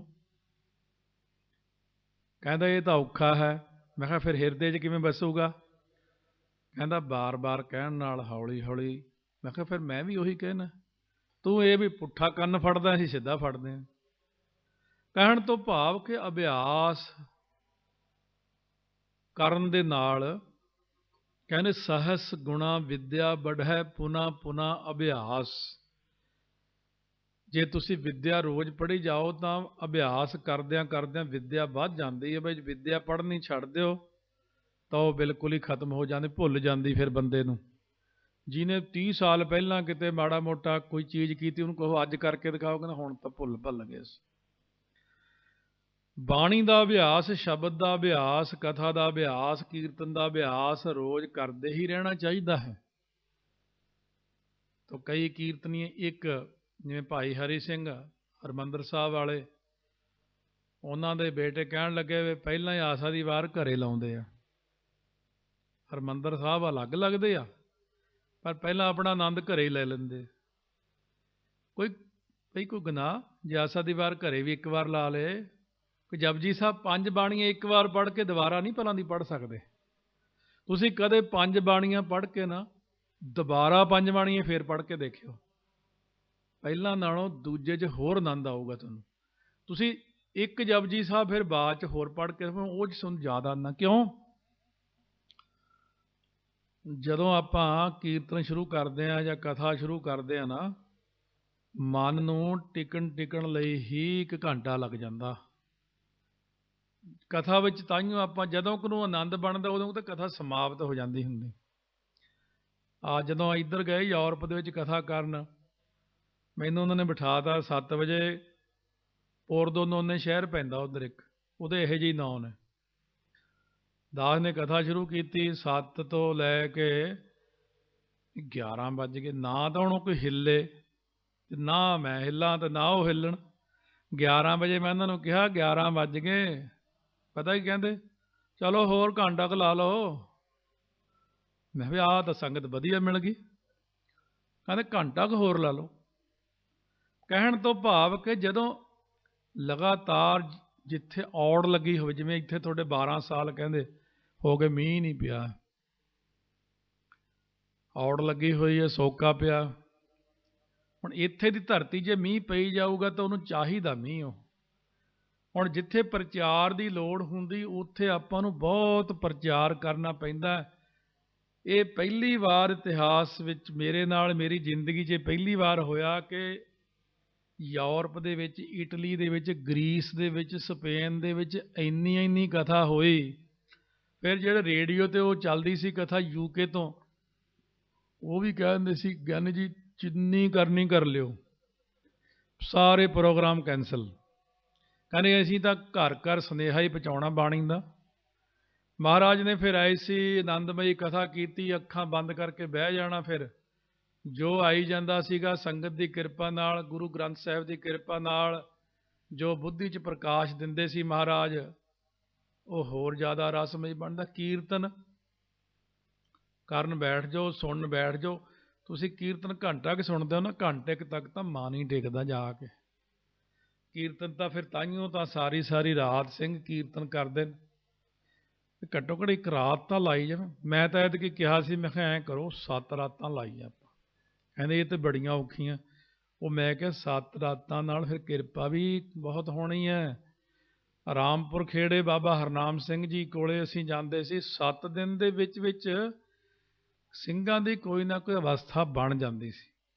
7 ਦਿਨ ਬੜਾ ਆਨੰਦ ਬਣਦਾ ਸੀ ਉੱਥੇ। ਕਿਉਂ? ਜਦੋਂ ਆਪਾਂ ਹੁਣ ਸਾਰਾ ਦਿਨ ਤੁਸੀਂ ਰਹਿਣਾ ਹੀ ਜਿਹੜੇ ਕੰਮ 'ਚ ਰਹਿਣਾ। ਕੋਈ ਸੋ ਪ੍ਰੇਮੀ ਕਹਿਣ ਲੱਗਿਆ ਮਹਾਂਪੁਰਖਾਂ ਨੂੰ, ਬਾਬਾ ਕਰਤਾਰ ਸਿੰਘ ਜੀ ਖਾਲਸਾ ਨੂੰ ਮਨ ਨਹੀਂ ਟਿਕਦਾ। ਕਹਿੰਦੇ ਕਿੰਨਾ ਚਿਰ ਪਾਠ ਕਰਦੇ ਹੋ? ਕਹਿੰਦੇ ਅੱਧਾ ਘੰਟਾ। ਕਹਿੰਦੇ ਭਾਈ ਜਿਹੜੀ ਚੀਜ਼ 23.5 ਘੰਟੇ ਕਰਦੇ ਆ ਉਹੀ ਮਨ 'ਚ ਟਿਕੂਗੀ, ਅੱਧੇ ਘੰਟੇ ਨਾਲ ਹੁਣ ਕੀ ਬਣਨਾ? ਤੁਸੀਂ ਕਹਿੰਦੇ ਹੋ ਸਿਮਰਨ ਕਰਨਾ, ਸਾਡੇ ਮਨ 'ਚ ਨਹੀਂ ਵੱਸਦਾ। ਜੇ ਮੇਰੇ ਵਰਗਾ ਕਹਿੰਦਾ ਨਾ ਪਾਠ ਇੰਨੇ ਕਰ ਲਓ, ਲੈ ਇੰਨੇ ਪਾਠ ਦੀ ਕੀ ਲੋੜ? ਬਾਅਦ ਅਸੀਂ ਤਾਂ ਗੁਰੂ ਸਾਹਿਬ ਨੂੰ ਪੁੱਛਦੇ, ਮਹਾਰਾਜ ਤੁਸੀਂ ਦੱਸਿਓ। ਕਹਿੰਦੇ ਸਾਸ ਸਾਸ ਸਿਮਰੋ ਗੋਬਿੰਦ, ਉਚਰੋ ਰਾਮ ਨਾਮ ਲੱਖ ਵਾਰੀ। ਮੈਂ ਮਾਲਾ ਫੜੀ, ਕੈਲਕੂਲੇਸ਼ਨ ਕੀਤੀ, ਵਾਹਿਗੁਰੂ ਵਾਹਿਗੁਰੂ ਵਾਹਿਗੁਰੂ ਵਾਹਿਗੁਰੂ ਵਾਹਿਗੁਰੂ 1 ਮਿੰਟ 'ਚ ਹੋ ਗਈ। ਫਿਰ ਸਾਰਾ ਅੰਦਾਜ਼ਾ ਲਾਇਆ, 25 ਘੰਟੇ 'ਚ 1 ਲੱਖ ਵਾਰ ਵਾਹਿਗੁਰੂ ਕਹਿ ਹੁੰਦਾ ਮਾਲਾ ਨਾਲ। 25 ਘੰਟੇ ਲੱਗਦੇ ਨੇ। ਤੁਸੀਂ ਕਹੋ ਮੈਂ ਤਾਂ ਗੁਰੂ ਗ੍ਰੰਥ ਸਾਹਿਬ ਦਾ ਹੁਕਮ ਮੰਨਣਾ। ਮਹਾਰਾਜ ਇਹ ਤਾਂ ਬੜਾ ਔਖਾ ਜੀ, ਫਿਰ ਅਸੀਂ ਕੀ ਕਰਾਂਗੇ, ਕਿੱਦਾਂ ਕਰਾਂਗੇ? ਸਤਿਗੁਰੂ ਮਹਾਰਾਜ ਸੱਚੇ ਪਾਤਸ਼ਾਹ ਕਹਿੰਦੇ ਨੇ ਉਹ ਫਿਰ ਦੂਜੀ ਅਵਸਥਾ, 1 2 ਜੀ ਬਹੁ ਲੱਖ ਹੋਏ, ਲੱਖ ਹੋਵੇ ਲੱਖ 20, ਲੱਖ ਲੱਖ ਗੇੜਾ ਆਖੀਆ, ਏਕ ਨਾਮ ਜਗਦੀਸ਼ ਏਤ ਰਾਹੇ ਪਤ ਪਵੜੀਆ, ਚੜੀਆ ਹੋਏ ਕੀਸ ਸੁਣ ਗੱਲਾਂ ਆਕਾਸ਼ ਕੀ ਕੀਟਾ ਆਈ ਰੀਸ, ਨਾਨਕ ਨਦਰੀ ਪਾਈ। ਇੱਥੇ ਕਿਰਪਾ ਹੋਣੀ ਆ। ਕੂੜੀ ਕੂੜਾ ਠੀਸ, ਝੂਠੇ ਲੋਕ ਝੂਠੀਆਂ ਹੀ ਠੀਸ ਹੁੰਦੀਆਂ, ਗੱਪਾਂ ਮਾਰਦੇ ਨੇ। ਜੇ ਬਖਸ਼ਿਸ਼ ਹੋਣੀ ਤਾਂ ਨਦਰ ਨਾਲ ਹੋਣੀ ਹੈ। जे नदर नहीं है तो कुछ नहीं है। ਵੱਡੀ ਚੀਜ਼ ਹੁੰਦੀ ਨਦਰ। ਤੁਸੀਂ ਗੁਰਬਾਣੀ ਦੇ ਸ਼ਬਦ ਰੋਜ਼ ਪੜੋ ਪੜੋ ਪੜੋ, ਸਾਰਾ ਕੁਝ ਲਿਖ ਕੇ ਐਂਡ ਤੇ ਕੀ ਲਿਖਿਆ ਹੁੰਦਾ? ਨਦਰ। ਵੀ ਜੇ ਕਿਰਪਾ ਜਾਂ ਨਦਰ ਹੋਊਗੀ ਤਾਂ ਹੋਣਾ ਸਭ ਕੁਝ। ਜੇ ਮਿਹਰ ਨਹੀਂ ਹੈ, ਜੇ ਨਦਰ ਨਹੀਂ ਹੈ, ਜੇ ਕਿਰਪਾ ਨਹੀਂ ਹੈ ਤਾਂ ਆਪਾਂ ਸਿਮਰਨ ਨਹੀਂ ਕਰ ਸਕਦੇ। ਆ ਸਭ ਤੁਹਾਡੀ ਇਹ ਕਹੋ ਮਿਹਰ ਹੈ, ਇੱਥੇ ਮਿਹਰ ਕਰਕੇ ਬੈਠੇ। ਨਦਰ ਹੈ ਤੁਹਾਡੀ, ਤਾਈਓ ਆਪਣੀ ਆਪੇ ਸੰਗਤ ਸੱਦ ਬਹਾਲ ਹੈ, ਆਪੇ ਵਿਦਾ ਕਰਾਵੇ। ਤੁਸੀਂ ਮਹਾਰਾਜ ਗਰੀਬਾਂ ਤੇ ਤਰਸ ਕੀਤਾ ਸਾਡੇ ਤੇ, ਤੁਸੀਂ ਤਿੰਨਾਂ ਲੋਕਾਂ ਦੇ ਮਾਲਕ ਹੋ। ਕਦੇ ਕਦੇ ਨਾ ਆਪਾਂ ਪਾਠ ਕਰਦੇ ਸੁੱਤੇ ਸੁੱਤੇ ਕਰੀ ਜਾਂਦੇ ਹੁੰਦੇ, ਕਦੇ ਕਦੇ ਕੋਈ ਪੰਗਤੀ ਐਂ ਜਾ ਕੇ ਦਿਮਾਗ ਦੇ ਅੰਦਰ ਵੱਜਦੀ, ਦਿਲ 'ਚ ਵੱਜਦੀ। ਕਿੱਡਾ ਵੱਡਾ ਬਚਨ ਕਿਹਾ ਮਹਾਰਾਜ ਨੇ, ਪਾਤਾਲਾਂ ਪਾਤਾਲ ਲੱਖ ਆਗਾਸਾ ਆਗਾਸ। ਚਲੋ ਇਹ ਤਾਂ ਸੁਣਿਆ ਸੀ। ਥੋੜ੍ਹੇ ਦਿਨ ਪਹਿਲਾਂ ਜਦੋਂ ਕਿਤੇ ਲੰਬੇ ਰੂਟ 'ਤੇ ਹੁਣ ਸੁਖਮਨੀ ਸਾਹਿਬ ਫਿਰ ਆਈਪੌਡ ਲਾ ਕੇ ਸੁਣੀ, ਜਿਹੜਾ ਹੌਲੀ ਹੌਲੀ ਸਲੋਅ ਸਹਿਜ ਭਰਿਆ। ਕਹਿੰਦੇ ਕਈ ਕੋਟ ਆਕਾਸ਼ ਬ੍ਰਹਿਮੰਡ। ਮੈਂ ਕਿਹਾ ਲਓ, ਪਾਤਾਲਾਂ ਪਾਤਾਲ ਲੱਖ ਆਗਾਸਾ ਆਗਾਸ ਤਾਂ ਠੀਕ ਆ, ਕਈ ਕੋਟ। ਉਹ ਕਈ ਕੋਟ ਵਾਲੀ ਅਸ਼ਟਪਦੀ ਪੜੋ ਤਾਂ ਬਈ ਇਹ ਤਾਂ ਕਈ ਕੋਟ, ਕਈ ਕਰੋੜਾਂ ਹੀ ਆਕਾਸ਼ ਹੈ।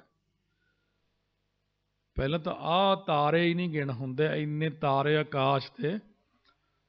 ਜੇ ਦਿਲ ਨੂੰ ਗੱਲ ਲਾਓ ਤਾਂ ਮੈਨੂੰ ਤਾਂ ਚੱਕਰ ਆਉਣ ਲੱਗ ਗਏ। ਮੈਂ ਕਿਹਾ ਮਹਾਰਾਜ ਐਂ ਠੀਕ ਆ, ਅਸੀਂ ਮੈਂ ਨਹੀਂ ਸੋਚ ਦੇਖਦਾ ਤਾਹਾਂ ਨੂੰ। ਹੁਣ ਕਈ ਕੋਟ ਆਕਾਸ਼।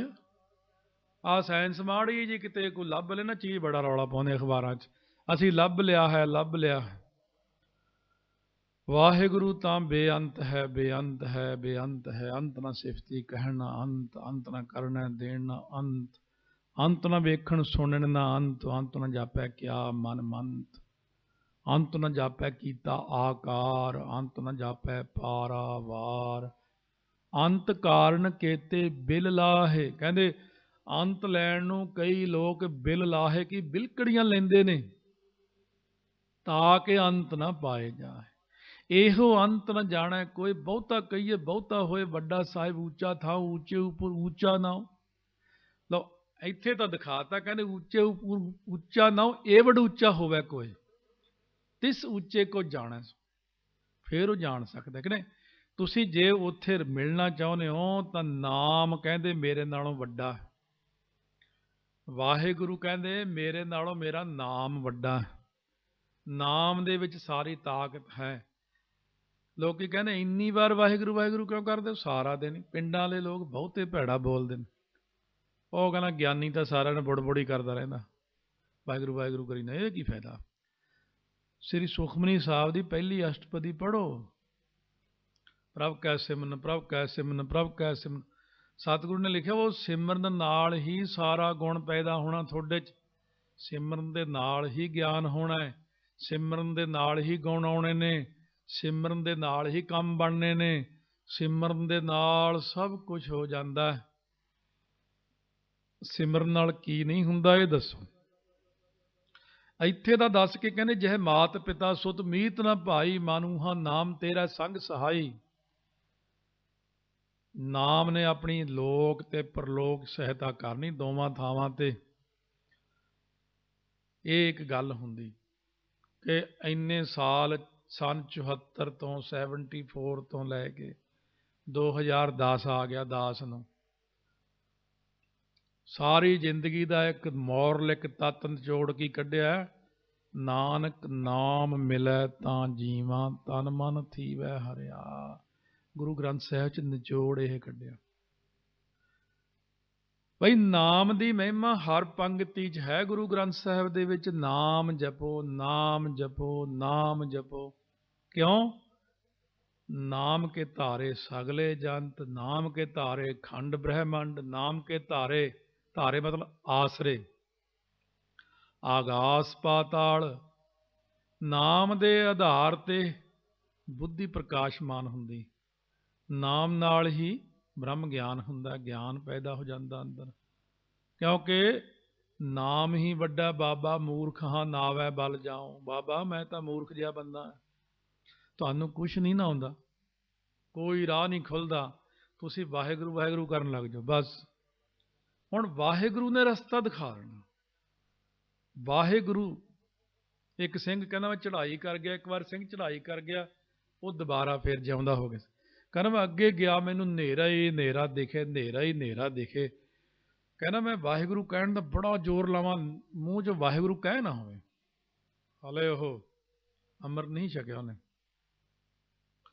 ਕਹਿੰਦਾ ਬੜੀ ਮੁਸ਼ਕਲ ਨਾਲ ਇੱਕ ਵਾਰ ਵਾਹਿਗੁਰੂ ਕਿਹਾ, ਲਾਈਟ ਆ ਗਈ, ਇੱਕ ਸਿੰਘ ਆਇਆ ਬਰਛੇ ਵਾਲਾ, ਕਹਿੰਦਾ ਚੱਲ ਹਲੇ ਤੂੰ ਥੱਲੇ ਚੱਲ, ਹਲੇ ਤੇਰਾ ਹੈਗਾ, ਹਲੇ ਅੰਮ੍ਰਿਤ ਛਕਣਾ ਤੂੰ। ਉਹਨੇ ਆਉਂਦੇ ਹੀ ਅੰਮ੍ਰਿਤ ਛਕ ਲਿਆ। ਭਿੱਖੀ ਵਿੰਡ ਦੀ ਗੱਲ ਹੈ ਇਹ। ਉਹ ਕੱਪੜੇ ਸੁੱਕਣੇ ਪਾਉਣ ਲੱਗਿਆ, ਤਾਰ ਤੋਂ ਕਿਤੇ ਗਾਂ ਕਰੰਟ ਵਾਲੀ ਤਾਰ ਨਾਲ ਲੱਗੀ ਹੋਈ ਸੀ, ਉਹ ਝਟਕਾ ਵੱਜਿਆ ਤੇ ਉਹ ਚੜ੍ਹਾਈ ਕਰ ਗਿਆ ਸੀ। ਉਹਨੂੰ ਫਿਰ ਕਿਹਾ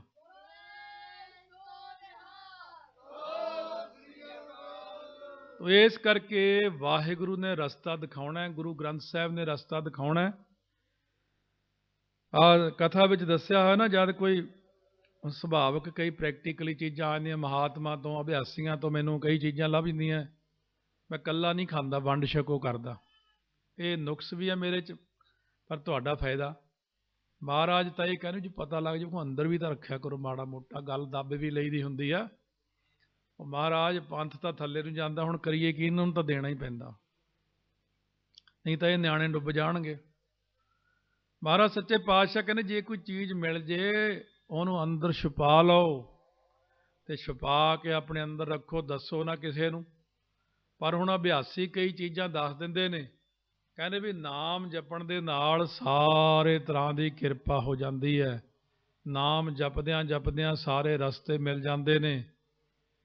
ਇੱਕ ਵਾਰ ਕਿਸੇ ਸਿੰਘ ਨੂੰ ਮਹਾਰਾਜ ਕਹਿਣ ਲੱਗੇ, ਕਹਿੰਦਾ ਮਹਾਰਾਜ ਇੱਕ ਵਾਰ ਕਾਫੀ ਔਂਕੜ ਆ ਗਈ। ਮਹਾਰਾਜ ਕਹਿੰਦੇ ਕੋਈ ਗੱਲ ਨਹੀਂ, ਜੇ ਔਂਕੜ ਆ ਜਾਂਦੀ ਹੁੰਦੀ ਸਾਨੂੰ ਯਾਦ ਕਰ ਲਿਆ ਕਰੋ, ਮਾੜਾ ਕਨੈਕਸ਼ਨ ਤਾਂ ਕਰਿਆ ਕਰੋ। ਕਹਿੰਦਾ 7 ਬਚਨ। ਉਹ ਗੱਲ ਕਿਤੇ ਮੈਨੂੰ ਉਹਨੇ ਦੱਸੀ, ਦਾਸ ਨੇ ਉਹ ਕਥਾ 'ਚ ਰਿਕਾਰਡ ਕਰਤੀ। ਮਹਾਰਾਜ ਕਹਿੰਦੇ ਵੀ ਮੈਨੂੰ ਯਾਦ ਕਰ ਲਿਆ ਕਰੋ।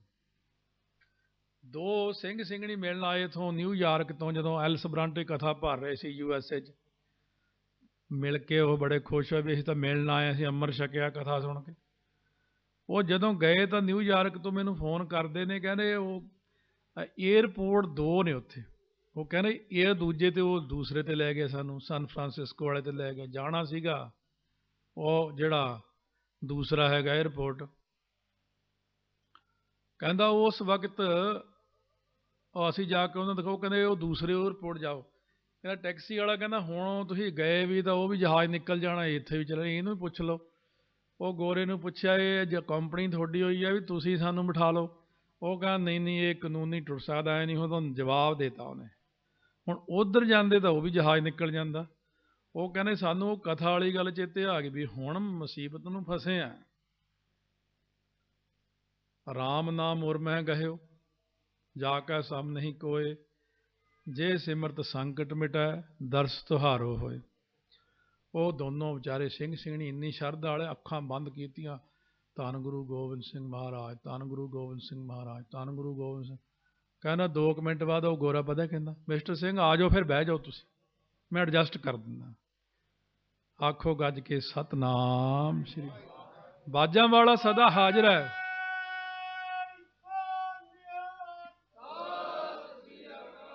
ਹੁਣ ਬਾਜਾਂ ਵਾਲੇ ਪਾਤਸ਼ਾਹ ਤਾਂ ਸਦਾ ਹਾਜ਼ਰ ਹੈ।